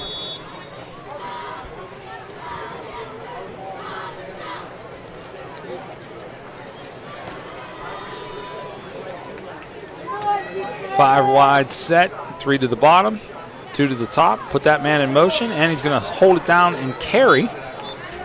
Get the ball across the 40-yard line down to the 42.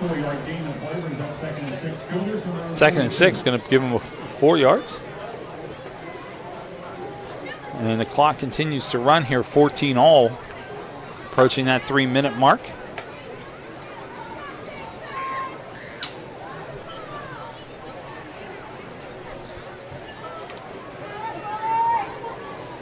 Each team has 2 timeouts remaining as we get under 3 minutes. Score update, Elizabeth forward 21, Derry 14. And the ball is stripped. That is a live football, and I do believe incomplete pass. That ball looks stripped to me. Is he throwing it forward? Was he? Okay. They are, the referees, to their credit, were emphatic and both on the same page about that call. So it's now 3rd and 6. 2:43 left to go here. Nice defensive stand. Could give an opportunity back to the Scotties before the end of this half. 3 wide receivers to the top, 2 to the near side. And they left early. 3 of them. I feel like the receivers at the top of the field left way earlier than anybody in the defense moved. We'll see if we're accurate on that assessment. Yep, false start, and that one will go back. And now what's the other flag for on the far side?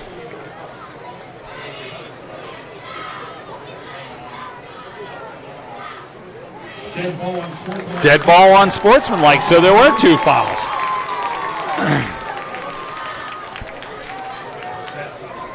Now with 2 timeouts left, 2:43 left to go, it will be 3rd and 26.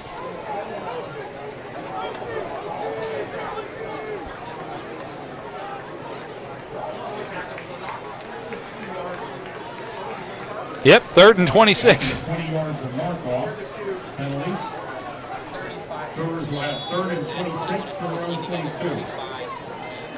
Oh, so Elizabeth forward is 35-14. 35-14 against Derry. Part of the update was not showing.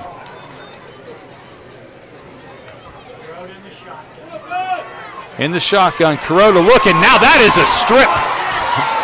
And that is going to be picked up by the Scotties. Maybe a little bit of redemption in that one. And the Scotties are in business at the 25. Stanley Chapman coming up with it. Scotties will start first and 10 at the Cougar 25. First and 10. 2:18 left to go at the Cougar 25. 2 timeouts left. Whole field, everything in the playbook wide open to you. Smith in the shotgun. Phillips going to get it down to Primus. And Primus is going to take that ball down to the 12. I'm not going to lie to you. It looked like Phillips moved. They did not call it. I guess they don't call it, didn't happen. Stops the clock, 2:10.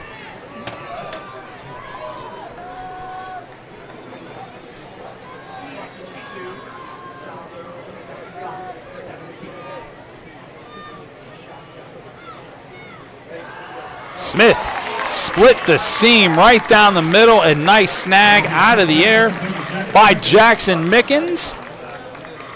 That is going to take the ball down to the 2-yard line. Under 2 minutes left to go here. And I think you just pound the rock from here.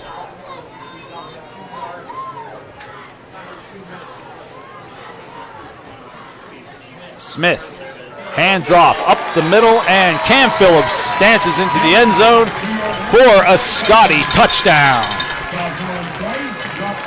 Southmoreland 20, Cougars 14, fire trucks blaring.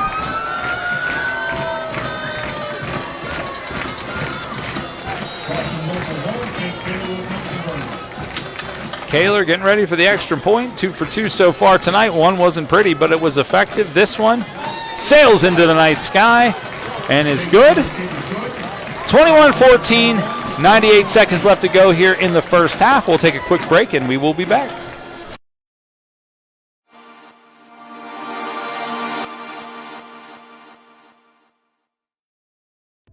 Change your future at Westmoreland County Community College. Earn your degree in robotics, nursing, cybersecurity, or in any of our 100+ programs. You can also plan your degree to transfer to more than 40 colleges and universities. Convenient, affordable, no fee to apply. Westmoreland County Community College is your perfect fit. For more details, check us out at westmoreland.edu/apply. That's westmoreland.edu/apply. And start your ambitious journey today.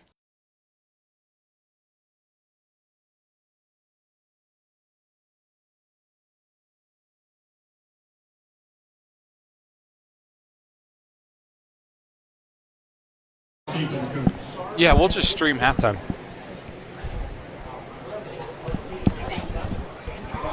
And fielded by the up man. It is number 30 cutting across the field. He's across the 40 to the 45, and he will, about the 44. A nice job on that. 91 seconds to work with. I think there's opportunity for the Cougars. They've shown that they can get the ball downfield. Jake Hall on the tackle.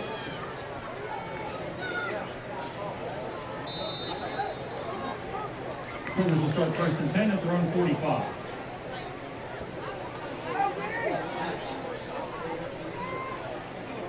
Southmoreland with the 21-14 lead. Going to try to keep that as the Cougars will try to knot it up before they get into halftime downfield and go across the 50. And they've got all the time to do that. Going to pick up 7. They still have 2 timeouts, so they can use the entire field.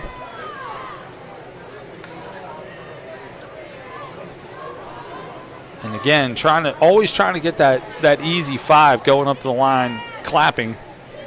Nice job by Southmoreland not falling for it. Back again to pass. Several Scotties in pursuit, ultimately dragged down. Shawley comes up to meet him. And the clock continues to run now under 50. They're going to spike the ball, stop it with 49. It's still running, but it was 49 seconds. Green Corona spikes the football, stop the clock. Second and 10 Cougars from the Scotty 41. So keeping those 2 timeouts in their pocket. I'm surprised the official hasn't asked for a couple more seconds to be put back up there.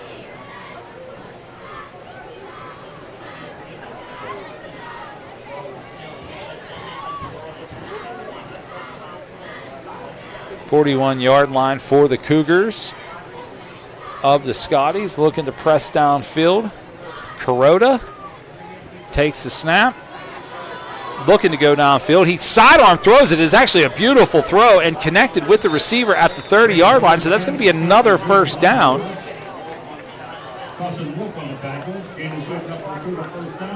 And they can't, clock starts. They spike it with 35 seconds left to go, so still 2 timeouts remaining. Clock stop, second down. It'll be second and 10 Cougars and Scotty 28.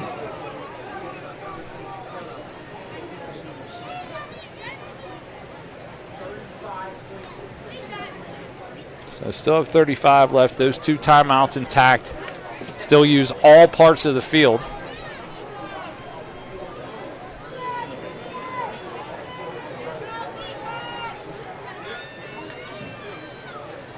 Snap.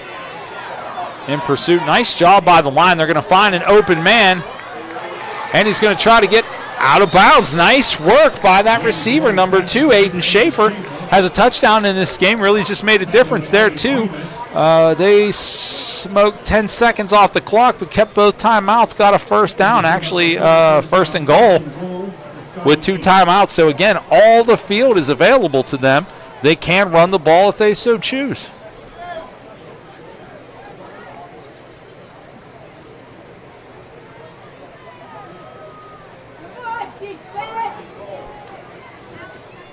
This is a good game.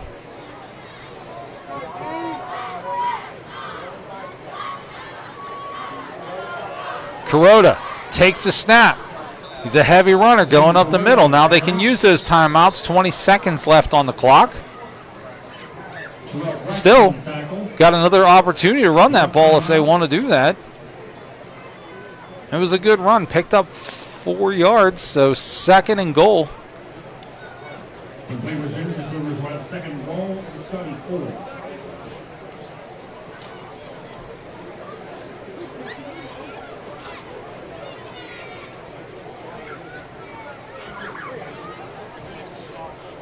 What will the Scotties come up with here? They have not been great on pass defense all night. The score might be a little bit different had a couple of those passes actually been completed that had the opportunity to be completed. So they've gotten away with a few. Kuroda can run and pass, and he's big. He's one of the bigger players on the field in general as a quarterback. I would not be shocked to see him go right up the middle again. For 4 yards, he can do it, and they can stop the clock.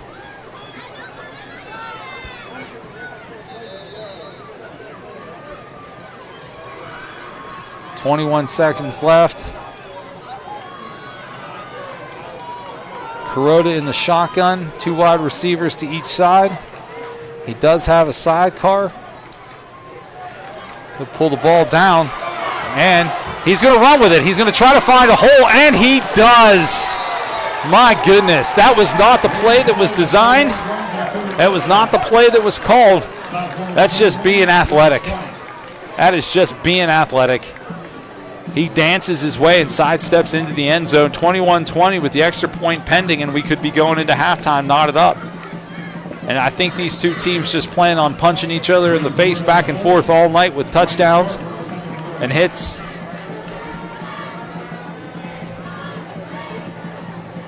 Ball down, ball up, and good.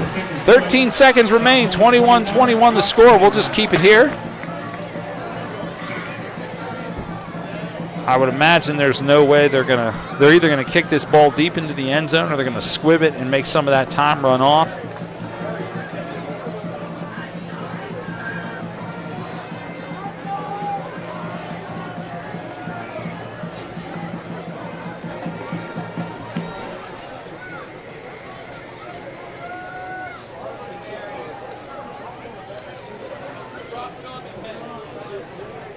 Ryan Sarver kicking off for the Cougars. Cameron Phillips and Mikel Darnell back to receive for the Scots.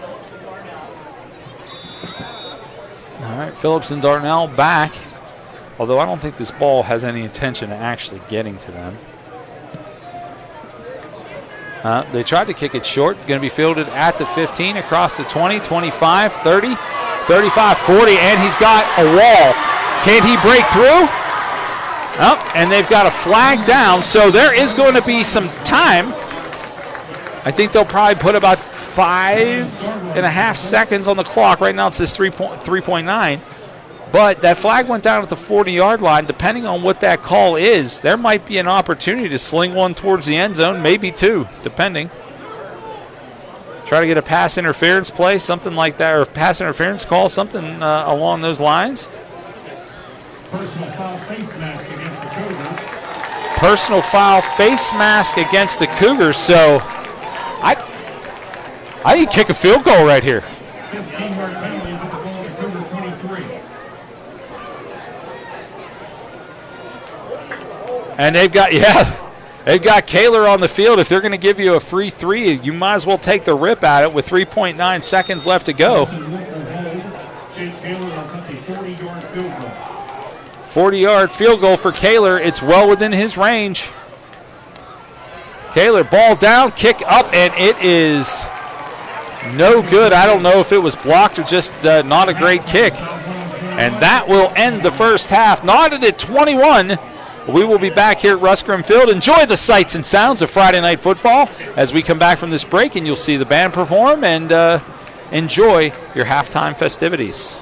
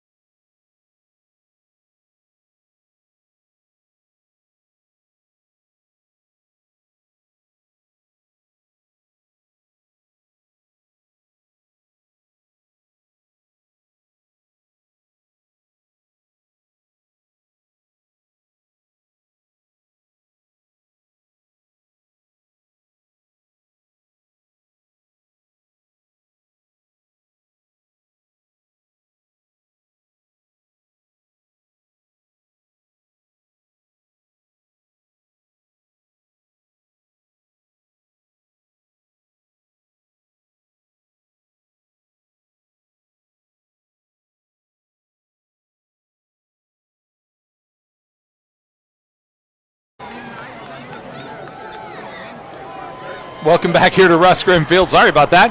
I'm Rick DeRubis. Welcome to the LHTC broadcast of tonight's contest between the visiting Yough Cougars and your Southmoreland Scotties. Knotted up at 21. Interesting tale of the first half to get to 21-21. A couple of drives that were super quick for touchdowns. A couple of drives that made no sense for touchdowns, like a 48-yard rumble from a fumble that was picked up in stride and taken to the house. We've got really no crazy surprises in the kicking game. The punter for Yough is also their quarterback. He has not done anything other than punt when called upon, and a very rare miss. In fact, I'm not 100% sure, but I think for me personally, that's the first one I saw Kaler miss at the end of the half, a chance for the Scotties to go in up by 3. They had 3.9 seconds, attempted a field goal, and it never really got out of, never really got over the line of scrimmage.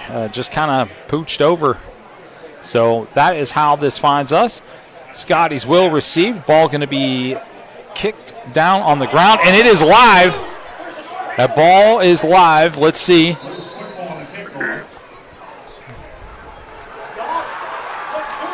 The Cougars say they have it, and so do the officials. So the exact opposite way you wanted to end that half by missing a field goal, and now you give the ball right back off the kickoff. Having back-to-back possessions is a dream come true, but that is not what you want to do with that. And now the ball at the 31-yard line of Southmoreland, and they will have to come out and play defense right away.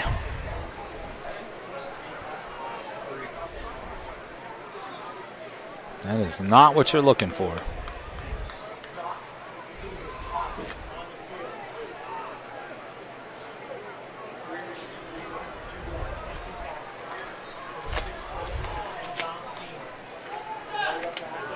Quarterback back looks to scramble, and this is how he ended up in the end zone at the end of the first half.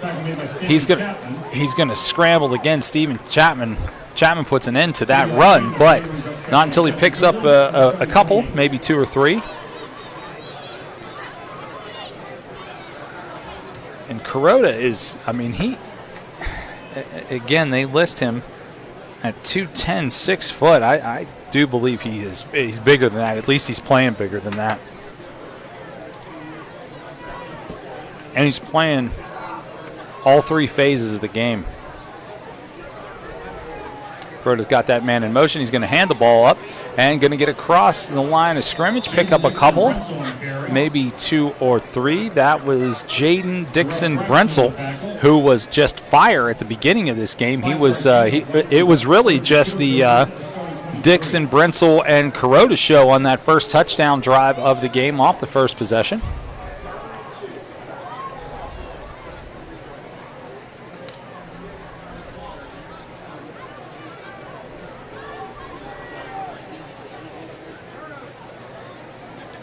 Puts that same man in motion, and it is going to be quarterback keeper up the gut and good enough for a first down. So going to take that ball down to the 20, and we needed to get to the 22.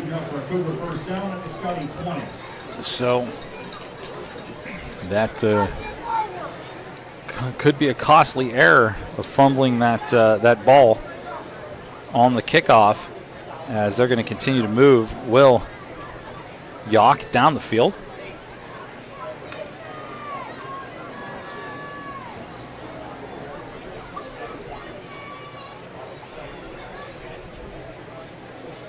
Here comes the snap. Looking for a quick swing out, and he does. Kuroda does swing that ball out to number 7, Dixon Brentzel, but he is unable to corral it. And we've got a flag down, and roughing the passer is going to be the call. So that will be an automatic first down, and it'll be first and goal. The penalty will be half the distance to goal. That'll get the Cougars a first down and goal. So it's got 10. First and goal from the 10. And it's one thing to give them the ball. It's another thing to add some yards to this. Not a great look for the Scotties coming out here in the second half. Plenty of time left to go. 9:55 on the moving clock. Up the middle, run, pickup of 6 down to the 4-yard line for Crota.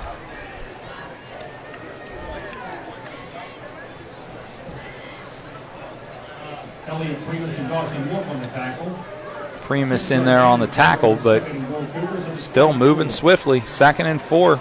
Well, 2nd and goal from the 4.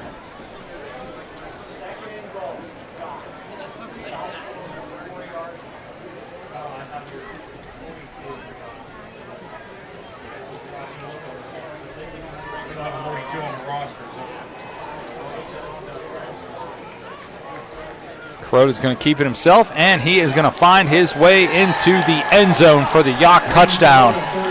So it got as bad as it could get on that drive for Southmoreland. Gave up the ball on their own 30-some yard line for after that initial kickoff, and aided the play with a roughing the passer half the distance from the goal, and now Yough takes a lead.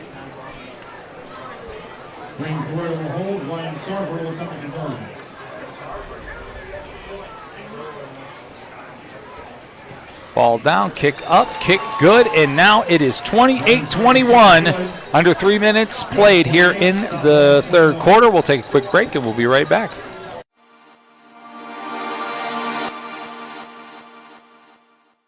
Since 1982, Carson's Tavern has been serving up exceptional cuisine and unmatched customer service. It's more than just great food. It's a top-notch dining experience featuring award-winning buffets, mouth-watering weekly specials, and much more. So come hungry and get to Carson's Tavern, or let us bring the experience to you with Carson's Catering Service right here in Scottsdale.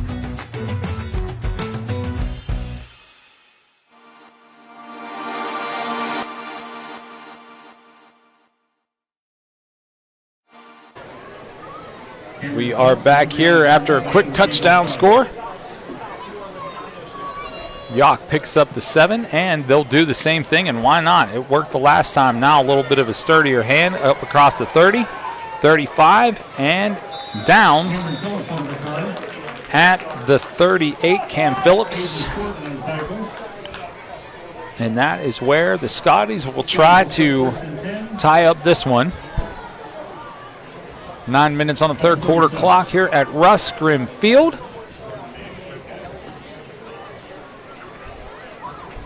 Not sure what's going on with the Greensburg-Salem Mount Pleasant game. Last we checked, it was 0-0. I don't know if there was ever a score in that one. Elizabeth Forward was 35-14 last time we looked around the conference. Snap up, hand to Phillips, and he is unable to get back to the line of scrimmage. 7-7 on Mount Pleasant, Greensburg-Salem in the fourth quarter. That game is moving. 9:50 left to go, fourth quarter, and they are smoking through that one.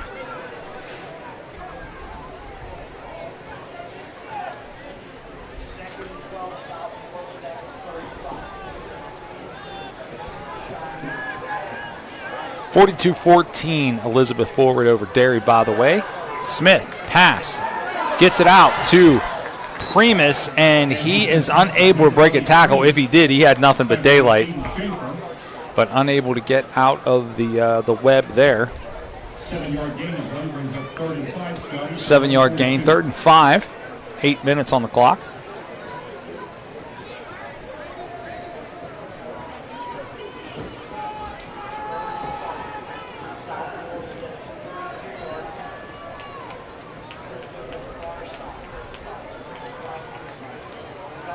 Smith hauling it down, going to pass, and it is going to be caught at the 45-yard line by Roman Rosselli.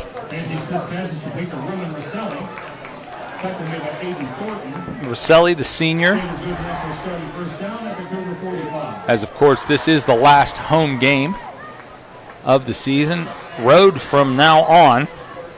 So nice to see the seniors want to leave here from Russ Grimm Field with a win on their final home game.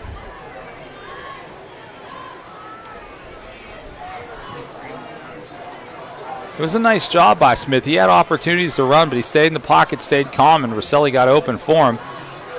That's going to be a direct snap to 10. Primus, and he is going to pick up 3 in his effort on the far side. Keeps the clock moving. 7 minutes left to go here. Second half, third quarter. 3-yard gain. The play brings up second and 7 Scotties at the Cougar 42.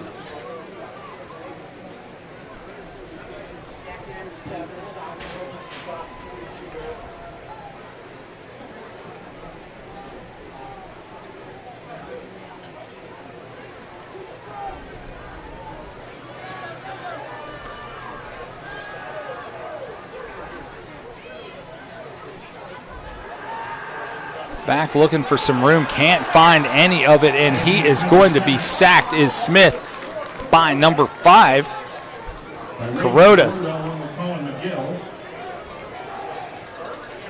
Boy, he was 4-yard loss. Now it is 3rd and 11. They had a couple of really big, successful 4th down plays on one of their touchdowns, their second touchdown drive in this one. So, and nearly the same spot in the field. So I don't think there's any question you're going to have, if you need it, 4-down territory here. Smith looking, can't do anything with it. He's going to be brought down. He gets sacked back behind the 50, and now I think you have to punt, and I think that's going to be the idea. And this, I think, is the first Southmoreland punt of the game. So they are now at their 50. They're going to have to punt it away.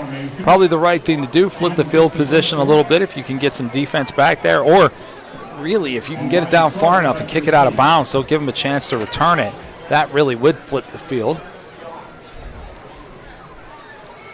There's the snap. Punt is up.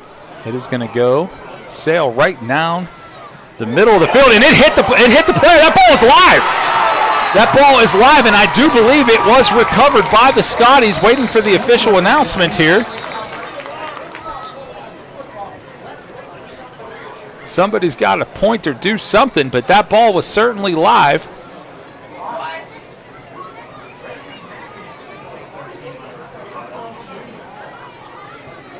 The referee's going to have a conversation about it.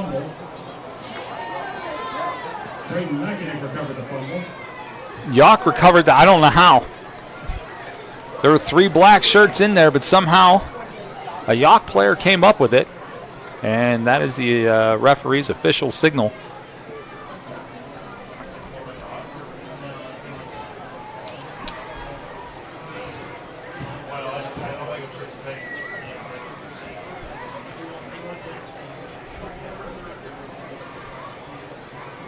And they're going to walk it off back to.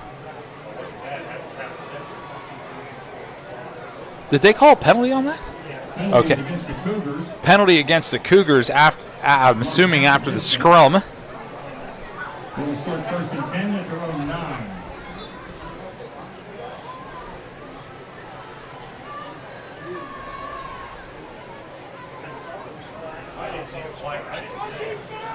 Yeah, everybody up here in the booth is kind of wondering what that penalty was.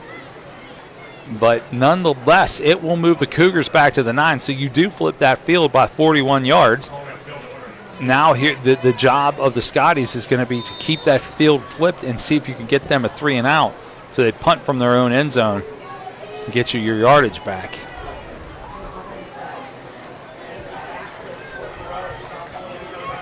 Going to throw a hitch to the outside and getting across the 15 and thrown out of bounds on the far side is the receiver for Yough.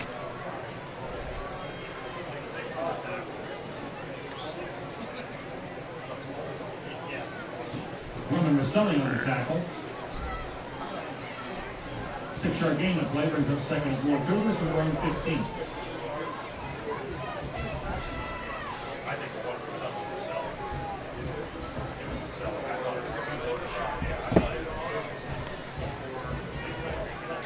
Ball sits on the 15, snap, and directly run up the field, quarterback keeper, and it's going to be a first down across the 25-yard line for Kuroda. Ty Work makes the tackle.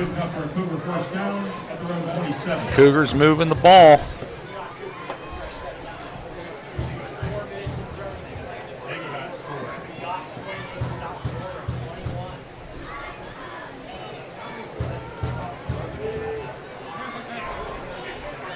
Two receivers on the near side. One's not covered now, they notice. Two to the far side, man in motion. He's going to stop and going to have another quarterback draw. Nothing there.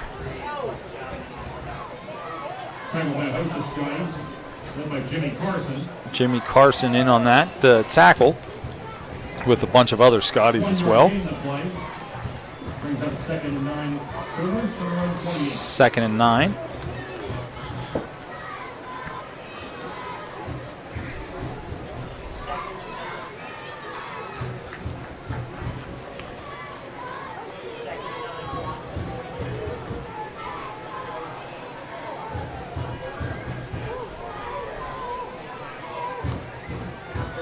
Crow looking back, and he is going to draw everybody in, looking for somebody. Gets a fingertip on it. This number 4, Ryan Sarver. It's going to go off of his fingertips and fall to the ground. It dangled up there in the air for a few seconds, but unable to haul it in.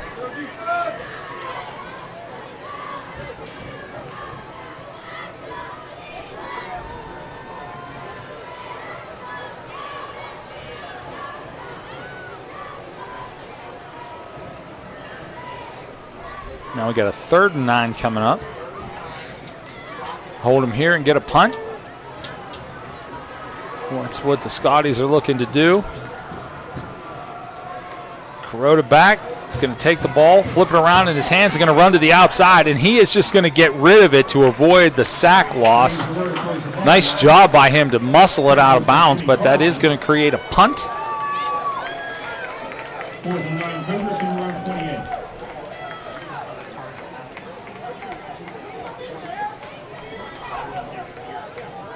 Wayne Peru is back in punt formation. Kel Darnell back to receive for the Scotties. Kel Darnell waits for the ball at his 36-yard line. Here comes a punt, nearly blocked, but it is going to hit the ground and roll backwards, so that is where the Scotties will take over. At least that's what I was going to say, but there was an altercation there. Number 7, it looks like, is Dixon Brentzel is going to get rung up for an unsportsmanlike or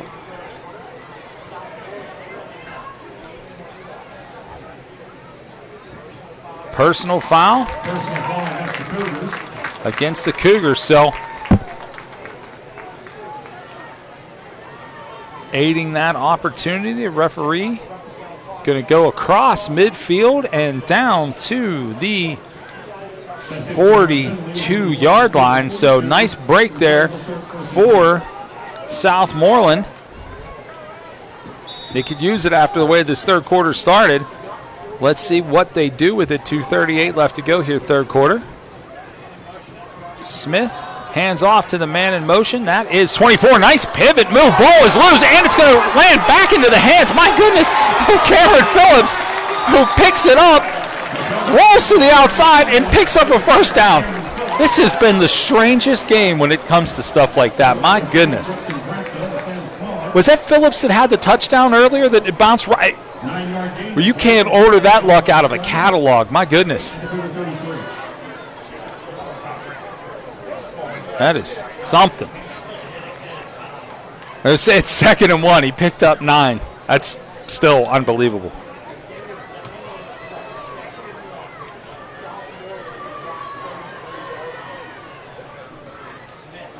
Smith back with it. Going to throw inside. Hits 87. That's Shawley, at least for tonight. And Shawley will secure the ball and pick up that first down. Yeah, if you're just checking in, Ethan Shawley, you normally know him as 22. Tonight he is wearing the 87.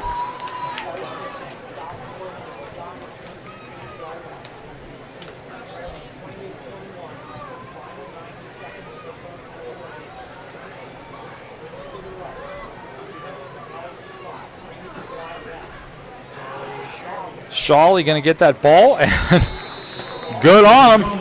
Reaches as far as he can before he hits the ground. Picks up an additional yard. Ball's down to the 24-yard line. And we are under a minute to go here in the third quarter.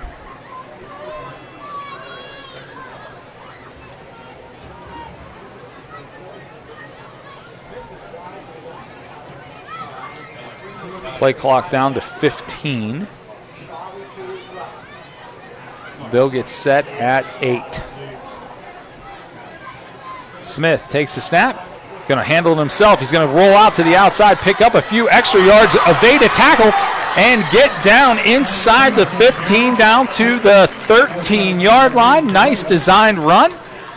Kicks it to the outside when there was nothing up the middle. Down to the Cougar 13. So at one point, I think I said these two teams are just going to punch each other in the face tonight, and that is what they're doing. Drive after drive. I think only one punt in this game for Southmoreland. A few more for the Cougars. Everybody wanted a horse collar tackle on that one. It was certainly close. Cameron Phillips, your ball carrier. And that is probably going to do it for this half, or this quarter rather. 16 seconds on that rolling clock.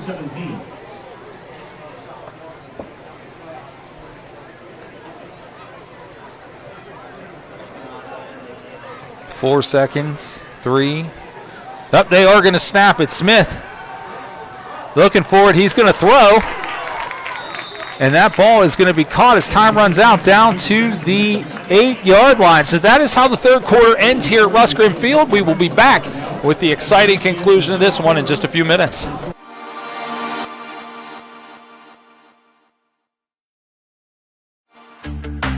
You need hot, delicious pizza. You crave cheesy breadsticks. Add an oven-baked hoagie and a fresh salad, and there's a combination you know you just can't resist. Unbeatable pizza, incredible sides, and much more. Fox's Pizza has it all. Get to your local den, and you can too.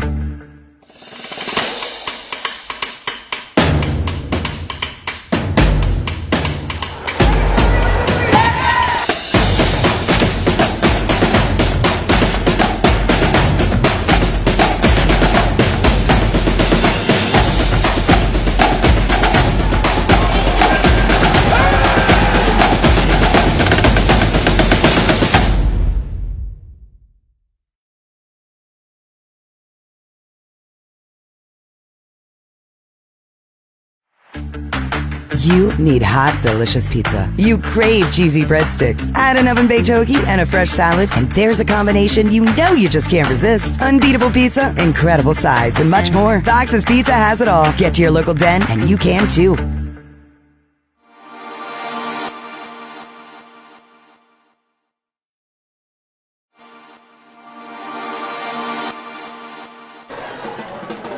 We are back waiting for the snap. Smith gets it. He's going to hand up the middle. Looks like 87 is in for the touchdown, Ethan Shawley. And there is a flag on the field. Fire trucks will go off, then abruptly stop.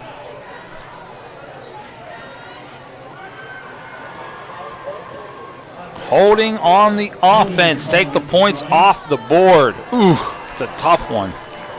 Speaking of points, I was just looking around to see different scores in different places. Clairton, who is on a roll, beats Burrell 70-0 tonight. 70-0. Clairton. I take interest in that one because I was born and raised in Clairton, although I did not go to school there. But good to see the Bears in that program, which means so much to that community. Back on top, producing, and Tyler Boyd, the NFL fame, he will be donating his naming rights to the stadium. Got a switch out or hitch outside and headed for the end zone, hits the pylon and touchdown. Scotties. Looks like number 10, Elliot Primus, into the end zone, and pending an extra point, fire trucks go off. They can continue to do so because this one's going to count.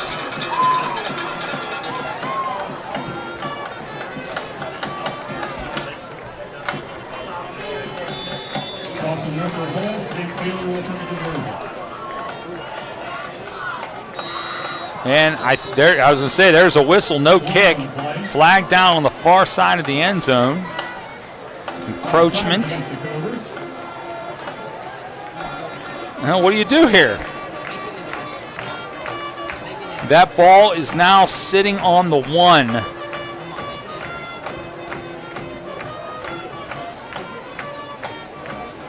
And no question, they're going to go ahead and kick it. Get this game tied up.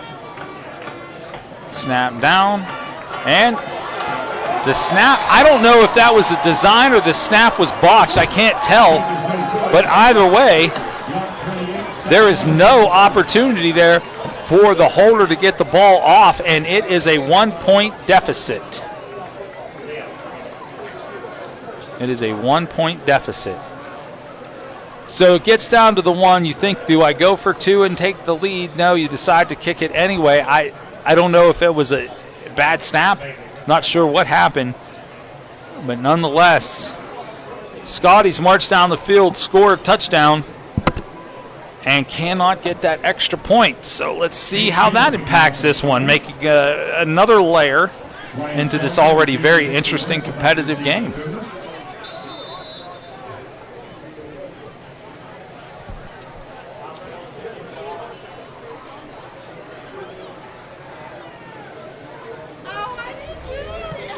Here goes the kick. Going to be fielded at the 7. Taking across the 20, 25, putting on the Jets. And getting out of bounds to about the 33-yard line. That was number 4, Ryan Sarver. And that is where the Cougars will take over with 11:42. So we're just new into the fourth quarter. 1-point deficit for the Scotties.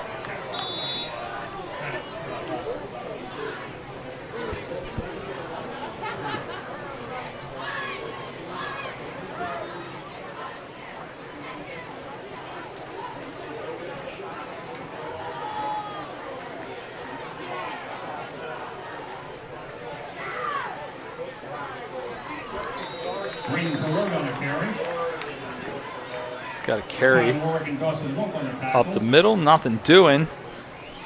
Ty Warwick in there on the tackle. And he is coming up a little limp.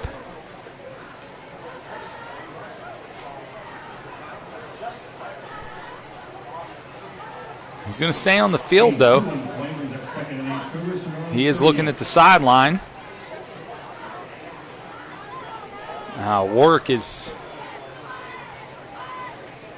Warwick is definitely limping a little bit, and it's going to bring it to his side of the field.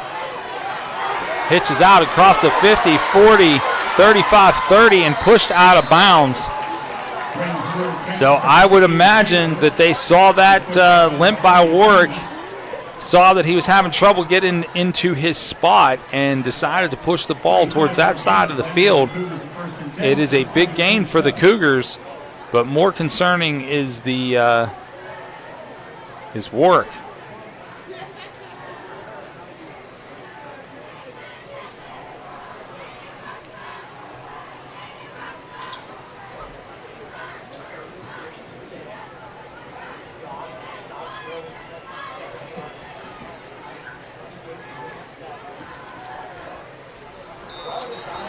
And they get him to jump. That hard count finally pays off for the Cougars, and they're going to add 5.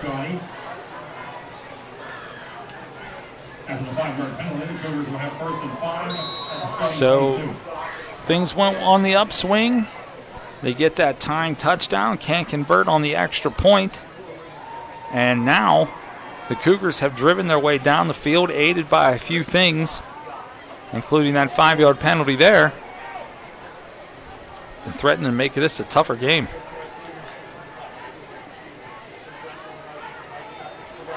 Kuroda up the middle again, gets it across the 20 down to the 18. Kuroda a little slow to get up, can't blame him. He plays offense, defense, and special teams.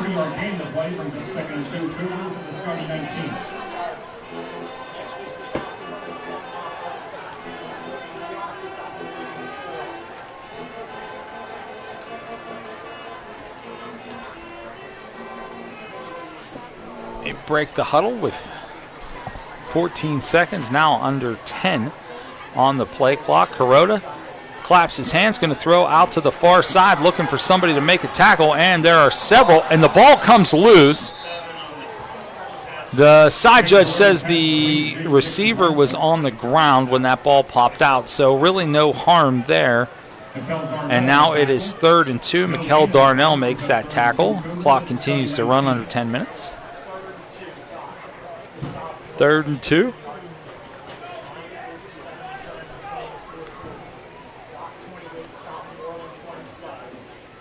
(28-27). Kuroda shotgun. Got wide receivers in the near side. He's going to hold it, take it down, and he is going to find his way into the end zone for a touchdown. Kuroda, everybody better buy that guy an extra milk on Monday. He is earning his money. Wow. Goes up the gut trying to pick up 2 yards and gets them all and a touchdown. 34-27 your score with the extra point coming up.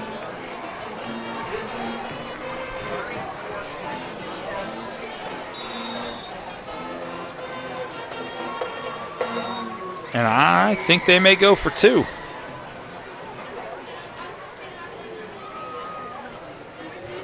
Yep, they are huddled up. They're going to go for 2. Trying to make this a 2-score game.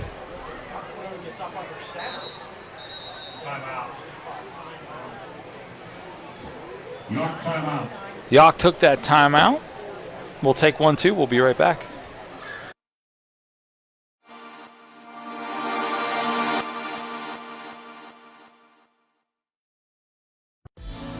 Are you looking for a fresh start or a career change? Unlock your potential at Westmoreland County Community College. Earn your degree in biology, welding, visual arts, or in any of our 100-plus programs. Convenient, affordable, no fee to apply. Westmoreland County Community College is dedicated to your success. For more details, check us out at westmoreland.edu/fresh start. That's westmoreland.edu/fresh start and begin your ambitious journey today.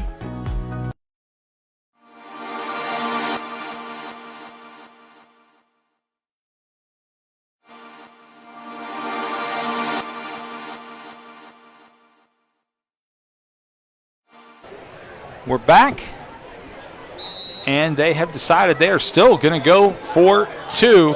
Kuroda back, looking for the end zone. He is going to get. There is no sign. There's no sign. He got very close. He did not get in. Great job by the Scotties defensive line. Kuroda kept looking and kept looking. Ty Warwick, I think, may have been in on the stop, and again, he's having a rough go. It was very close, but he does not get it. So this does a few things. Not only does the momentum of a big stop swing back to the Scotties, but it keeps this at a 7-point game. It was worth the gamble. I think I'd have done the same thing if I was a coach, but that is the risk you take. Your big quarterback does not get in, and it changes the complexion of this game.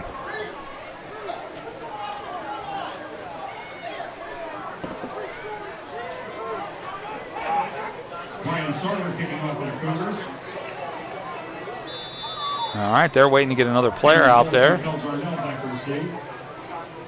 And now they have everybody. Ball's going to be squib kicked again, and it is going to be fielded 35 across to the 42, and that is where they will take over, fielded by an up man, so much so I wasn't sure who it was. Dawson Wolf, I believe, was the party. At the round 41.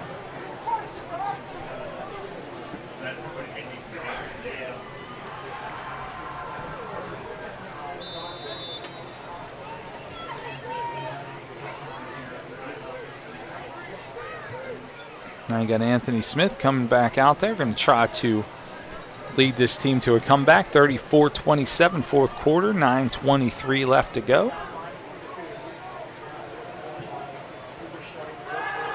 Cougars blitz going downfield. He's got a man if he can catch up to it, and he does. Oh my goodness. Elliot Primus having a night. The senior. By the way, he is just listed as athlete. That's when you can do pretty much anything. He is listed on the official roster as athlete. That's cool. I've never actually seen somebody put that, and I think it right there, it fits him to a T. It goes the handoff coming to the near side, going across the 20, down to the 15, to the 10, to the 5, and into the end zone is Cameron Phillips. Fire trucks celebrate, crowd celebrates, and the extra point pending. This thing is going to be knotted back up. Boy, this is the most back and forth we've seen all season. What a great game to be a part of.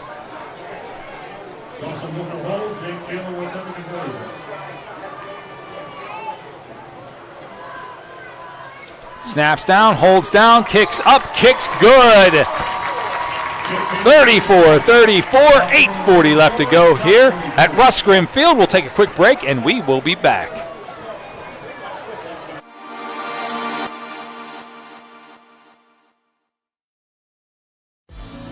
Are you looking for a fresh start or a career change? Unlock your potential at Westmoreland County Community College. Earn your degree in biology, welding, visual arts, or in any of our 100+ programs. Convenient, affordable, no fee to apply. Westmoreland County Community College is dedicated to your success. For more details, check us out at westmoreland.edu/fresh start. That's westmoreland.edu/fresh start and begin your ambitious journey today.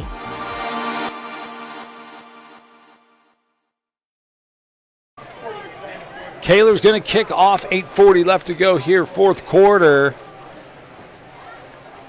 Punch, counter punch, and that kick will have a flag.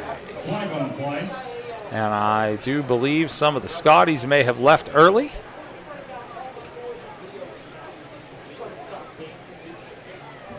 We'll see. And they are definitely going to re-kick it, and they are going to move the ball back to the 35. Penalty against the Scotties. Kaler's got a leg. I think I would try to just drill it.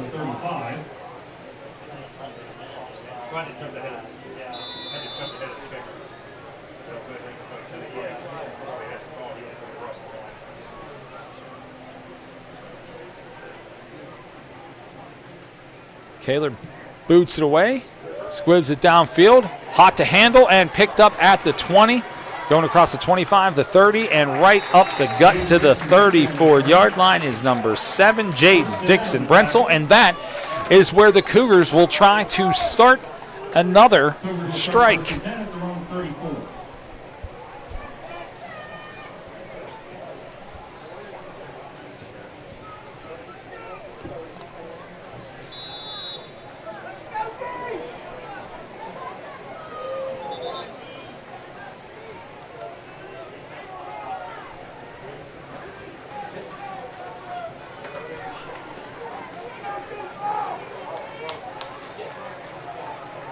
Kuroda going to keep it on the ground, take it again by himself, go up the gut, and I think he just barely gets back to the line of scrimmage. When you live and die by the shotgun, that's what can happen. You can go forward 5 yards and just get back to the line of scrimmage. They are going to give him the gain of a yard, 2nd and 9.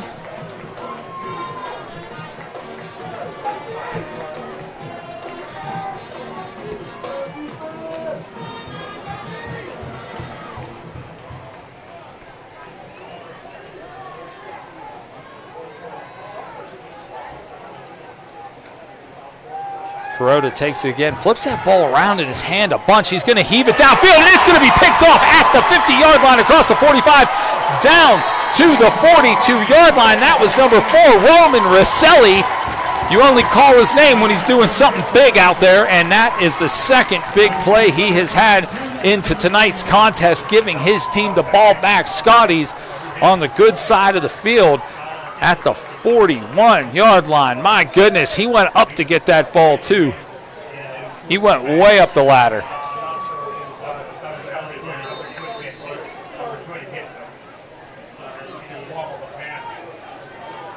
So now Anthony Smith has it all the time in the world, but I'd love to see him take some off this clock. He's going to hand it around, and Rosselli gets that handoff. And there, I was going to say, there's no way you can't call that. They blew the whistle and then violently threw Rosselli to Cougars, did violently threw him to the ground.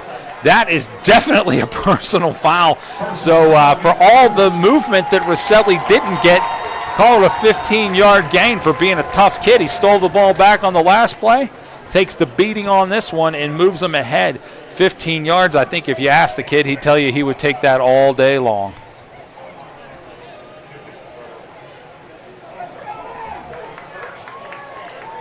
Cougars are playing a great football game here. It's been fun to watch.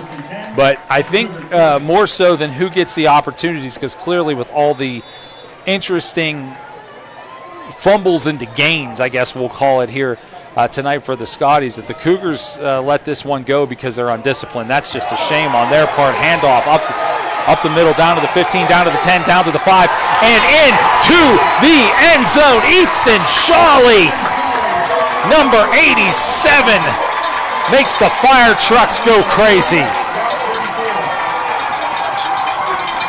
And did it right in front of the fire trucks, too, which makes it that much more fun.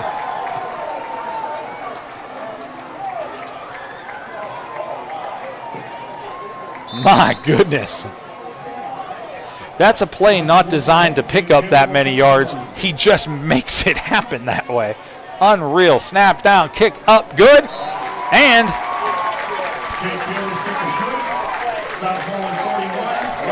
that's why they play the game, guys.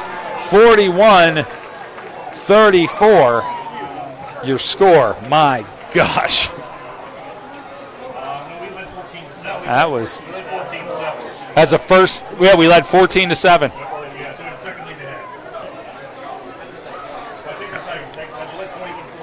Yeah, it's been crazy.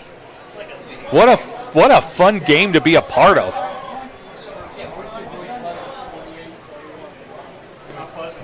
Mount Pleasant won 28-21. 28-25. 28-21, Mount Pleasant. The win tonight at Greensburg-Salem. Jake Bailey picking off the Scotties. Ryan Sarver and Jake Dixon Renzel back to receive for the Cougars.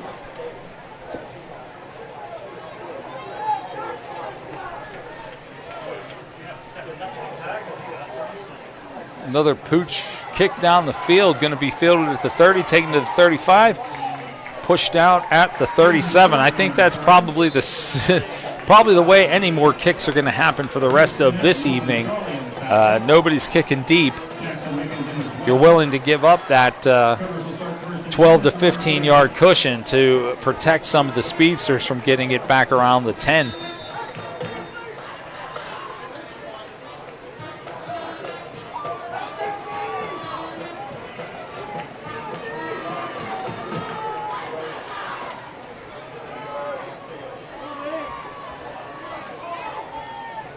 Snap down, throw to the outside, and it is going to be dropped. Is that ball live? No, the whistle has blown. Sarver tried to pick it up on the far side, but unable to do so, drops it down to his feet, and that will be a loss of down. Stops the clock, 7-12.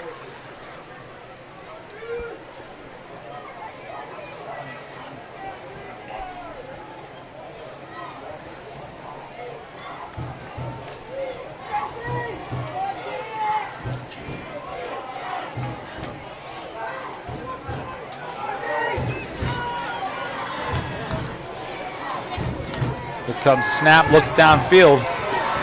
Going to go for the heave, and he is able to get that ball off. It is picked off again at the 35, across the 40, 45, 40, 35, 30, 25. Flag down out at the 20. Don't know what the flag is on the far side.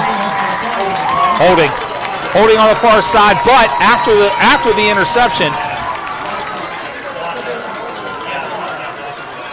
the block in the back.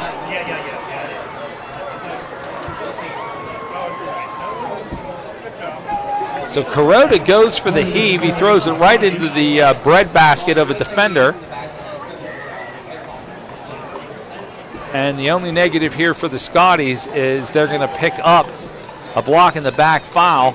So the ball could have been down around the 20. Now it is sitting at the 35. Under 7 minutes left to go. 41-34 the score.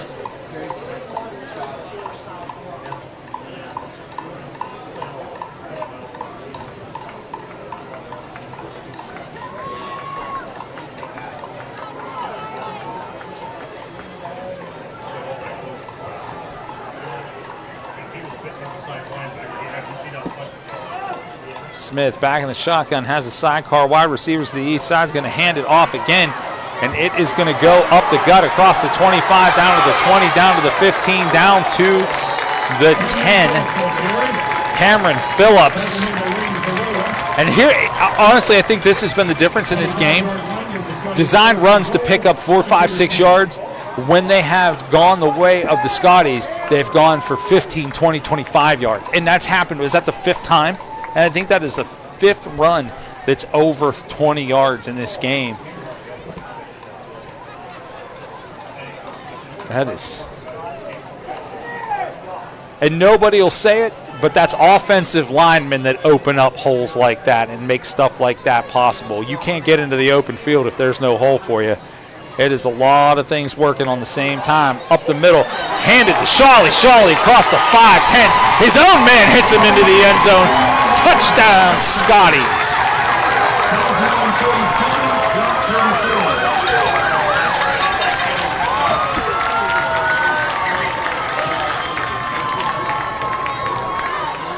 Shawley might reconsider that 87 for good. My goodness.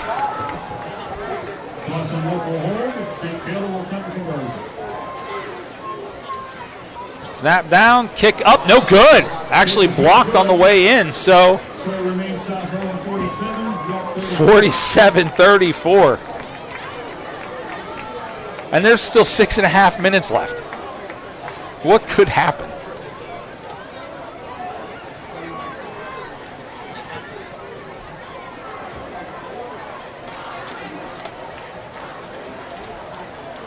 Wait, so halftime was 21-21. And they missed the. Yeah, that is unbelievable. 26 points this quarter in 5.5 minutes. And that third quarter started off awful ugly with the botched kick, turned it over. All right, so another chance. Now it is bobbled again at the 15, and stuffed at the 20 is Dixon Brentzel. So it goes through his feet. He has to lean down, get it. By the time he pops up, got interfered with a little bit by his own man, and that comes to an end at the 21-yard line. So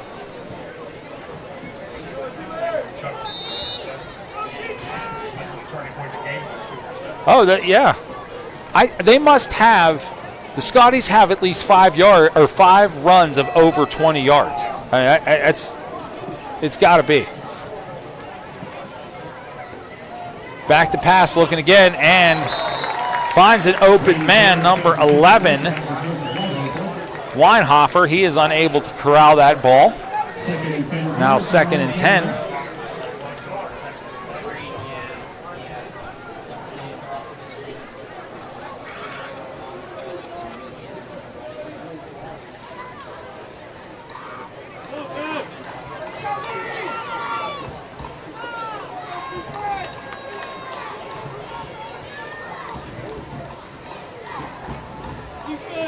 Snap back, got to move quickly. He's going to chuck it down the field, find a guy. He was within inches of making a great throw in stride to number 10, Bobnar. Cannot connect. Now it is 3rd and 10. Obviously, it's a 4-down situation, you would think, although would be pretty ugly considering they're at the 21-yard line. So you don't need to get all 10 at once, but you do need to get a chunk of them now. Final score, varsity football, Kiski area 36, Latrobe 13. Whew. Latrobe boys soccer having a good year too. Chasing, they're, I think, a game ahead of Franklin. But Latrobe loses this one to Kiski. Snap again, rolling out to the far side. Going to get corralled and brought down by Stanley Chapman. Rayden Kuroda has played a really nice football game. It is my assessment that Rayden Kuroda is exhausted. And there's no way he couldn't be. The kid has been on the field virtually every play. Virtually every play.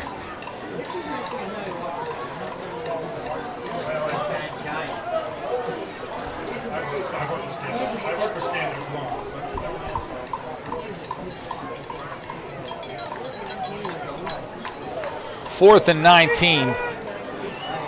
Yough's last stand here. Receivers everywhere. Gonna heave it downfield looking for a PA. Can't get one. Can't find a receiver, and that will be a turnover on downs inside, and I have a feeling we're gonna see a run or two.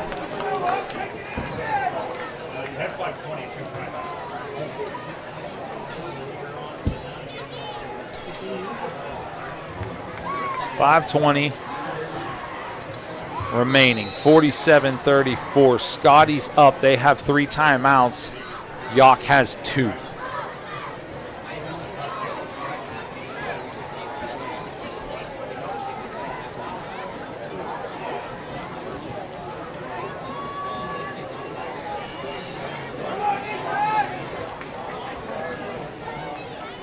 Snap down, throw to the outside. Going to get across the 10. Down across the 5, and driven out of bounds at the 2. I want Karate Kid on it. There you go. Interesting time of year. October is the windows are wide open in the press box. It's a beautiful evening. And still some bugs left. I got a lot of lantern flies at my house. And got a whistle. Timeout taken. Timeout Southmoreland. Southmoreland's going to take that timeout. We'll take a quick one as well. We'll be right back.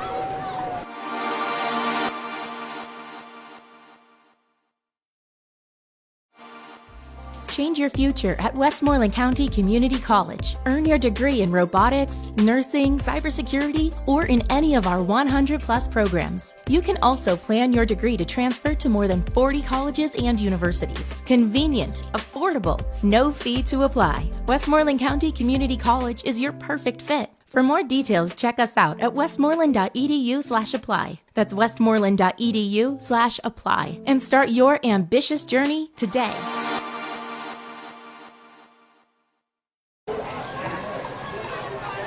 Welcome back. Looking for another touchdown. Get a handoff and going to get manhandled down to the ground. Was that number 3? He's not on the roster. Bowens. Okay. Oh, yeah. Bowens. Okay. No problem. And he's a senior in tonight's game. Sincere Bowens.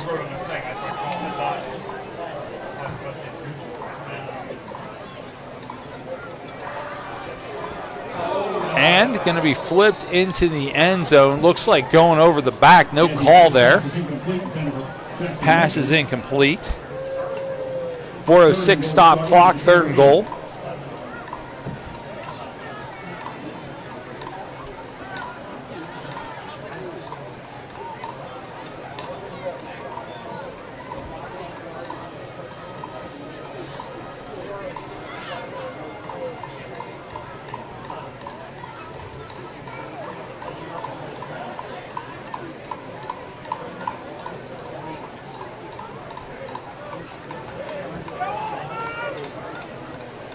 Snap back, looking to put this one away, far side. And incomplete on the far side of the field. Looking for Mikel Darnell in the corner, can't get him. And now the Scotties 4th and 8. What do you do here? Do you hang 3 more, make it a 16-point game, or do you go for the kill shot?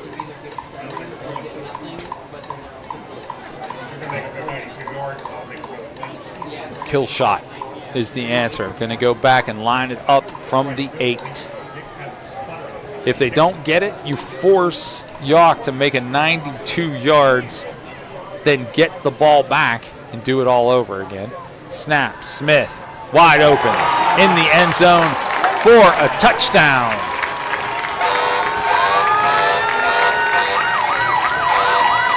Was that Kaler? 10? It was 10? Yeah, it was Kaler. Anthony Smith's pass is complete to Jake Kaler. Jake Kaler. That's what I told you. I said it was Kaler. Jake Kaler walking off with a touchdown tonight. Now he'll get his own extra point. Snaps down, kicks up, hits the crossbar right back in his face. That's not what he's going to remember from that drive, though, for sure. 54-34, under 4 minutes left to go here. We will be right back.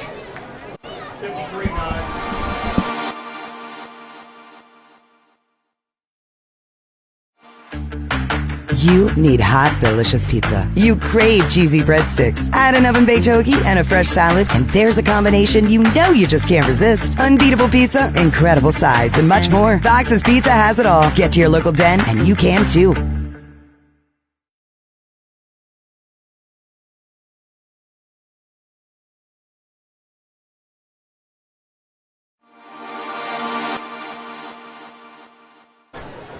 Welcome back. Jake Kaler going to kick it off, going to be fielded at 30, get up to, again, you're willing to give that within that 12 to 20 yard average to not have a speedy guy bring it back, so they squib kicked it again.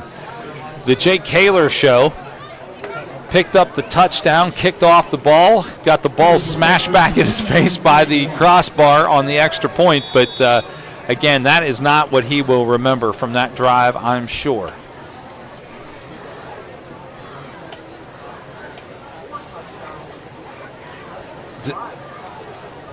They have 4 touchdowns this quarter. 4 touchdowns in this quarter for the Scotties. 4 touchdowns in 4 minutes and 43 seconds. That is blazing. Timeout. That is blazing. Yeah, we'll just stay here.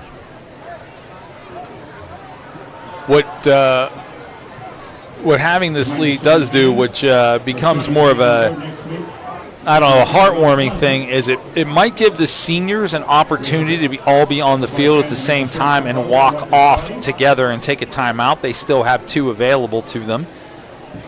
It's something that does commonly happen.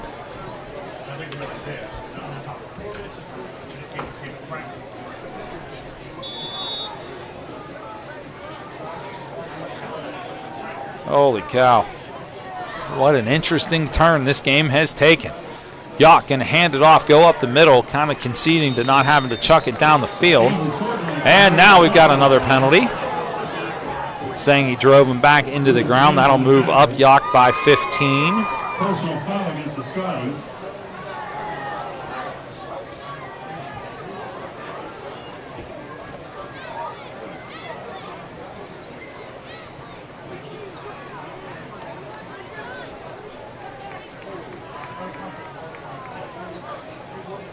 After the 15-yard penalty, the Cougars are first and 10. Ball is going to be carried all the way down to the 42-yard line. So pick up a 15 on that penalty.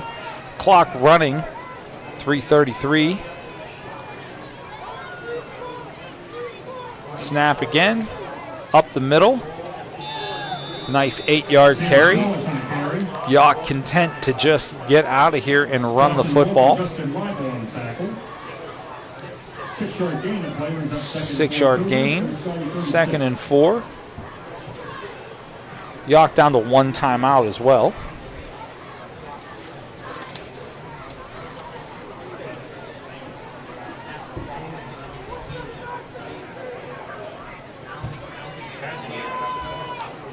Cougars snap again, going to hand off up the middle.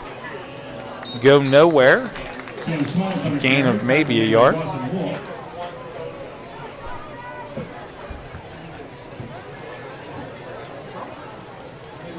Yep, 3rd and 3.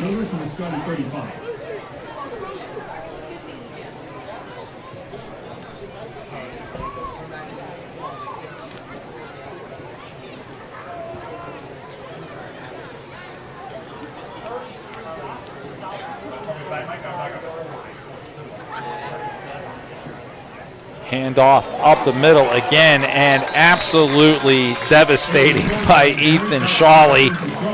Goes through the line, brings him down to his knees. The loss of maybe 2. 4th and 5 now. Clock rolls under 2 minutes.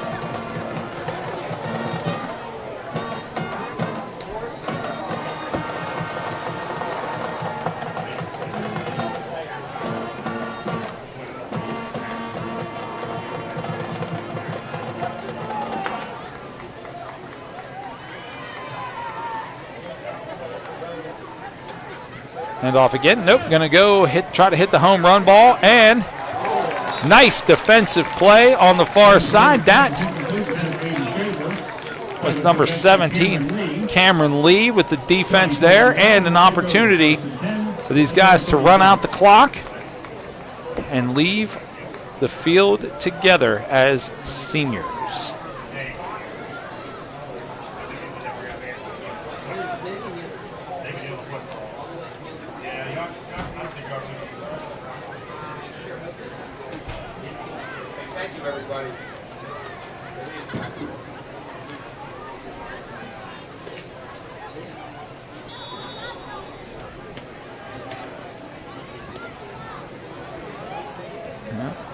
No particular hurry.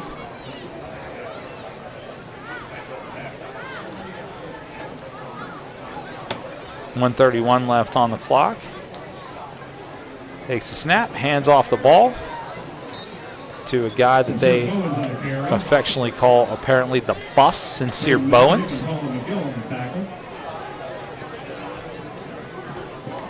Plus a 3 and a play was at 2nd and 13, Scotty, from around 34. Down to 70 seconds.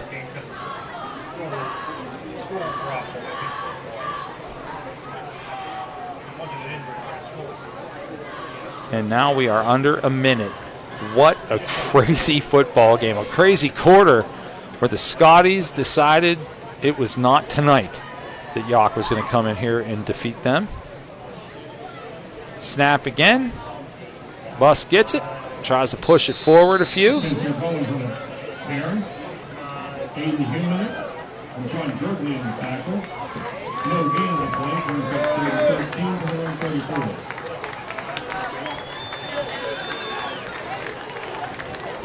And that is going to do it.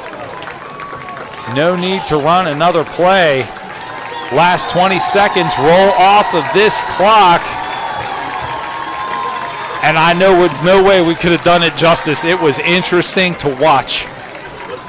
The Scotties fought back and forth with Yough. The Cougars did everything they could. And in the 4th quarter, the Scotties said, not tonight. Not tonight. Zeros on the clock. Fire trucks go crazy. Fans are loving it. And that will do it for the home schedule. 5-1. How about it? We are on the road for the rest of the season. We're going to go to Elizabeth Forward, Derry, and Mount Pleasant. So Mount Pleasant up next, and we will be bringing them that game, correct? We will. All right. Well, as we march towards hopefully a playoff spot, your final score tonight, 53-34, and it was a fun one to watch for LHTC and all of our partners, for Spencer, who does a great job of keeping us on the air. We appreciate it. Go Scotties, go Pitt, go Steelers, and we will talk to you next week. Good evening, everyone.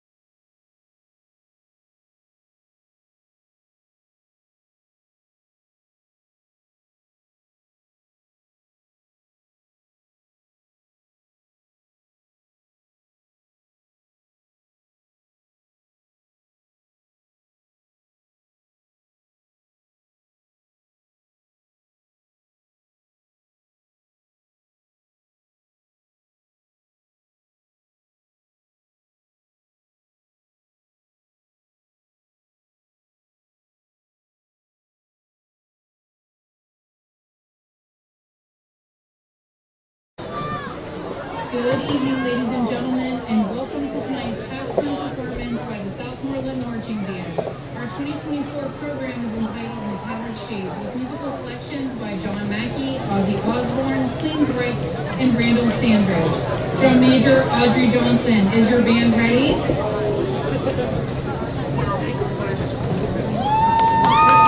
Ladies and gentlemen, please enjoy our 2024 program, Metallic Shades.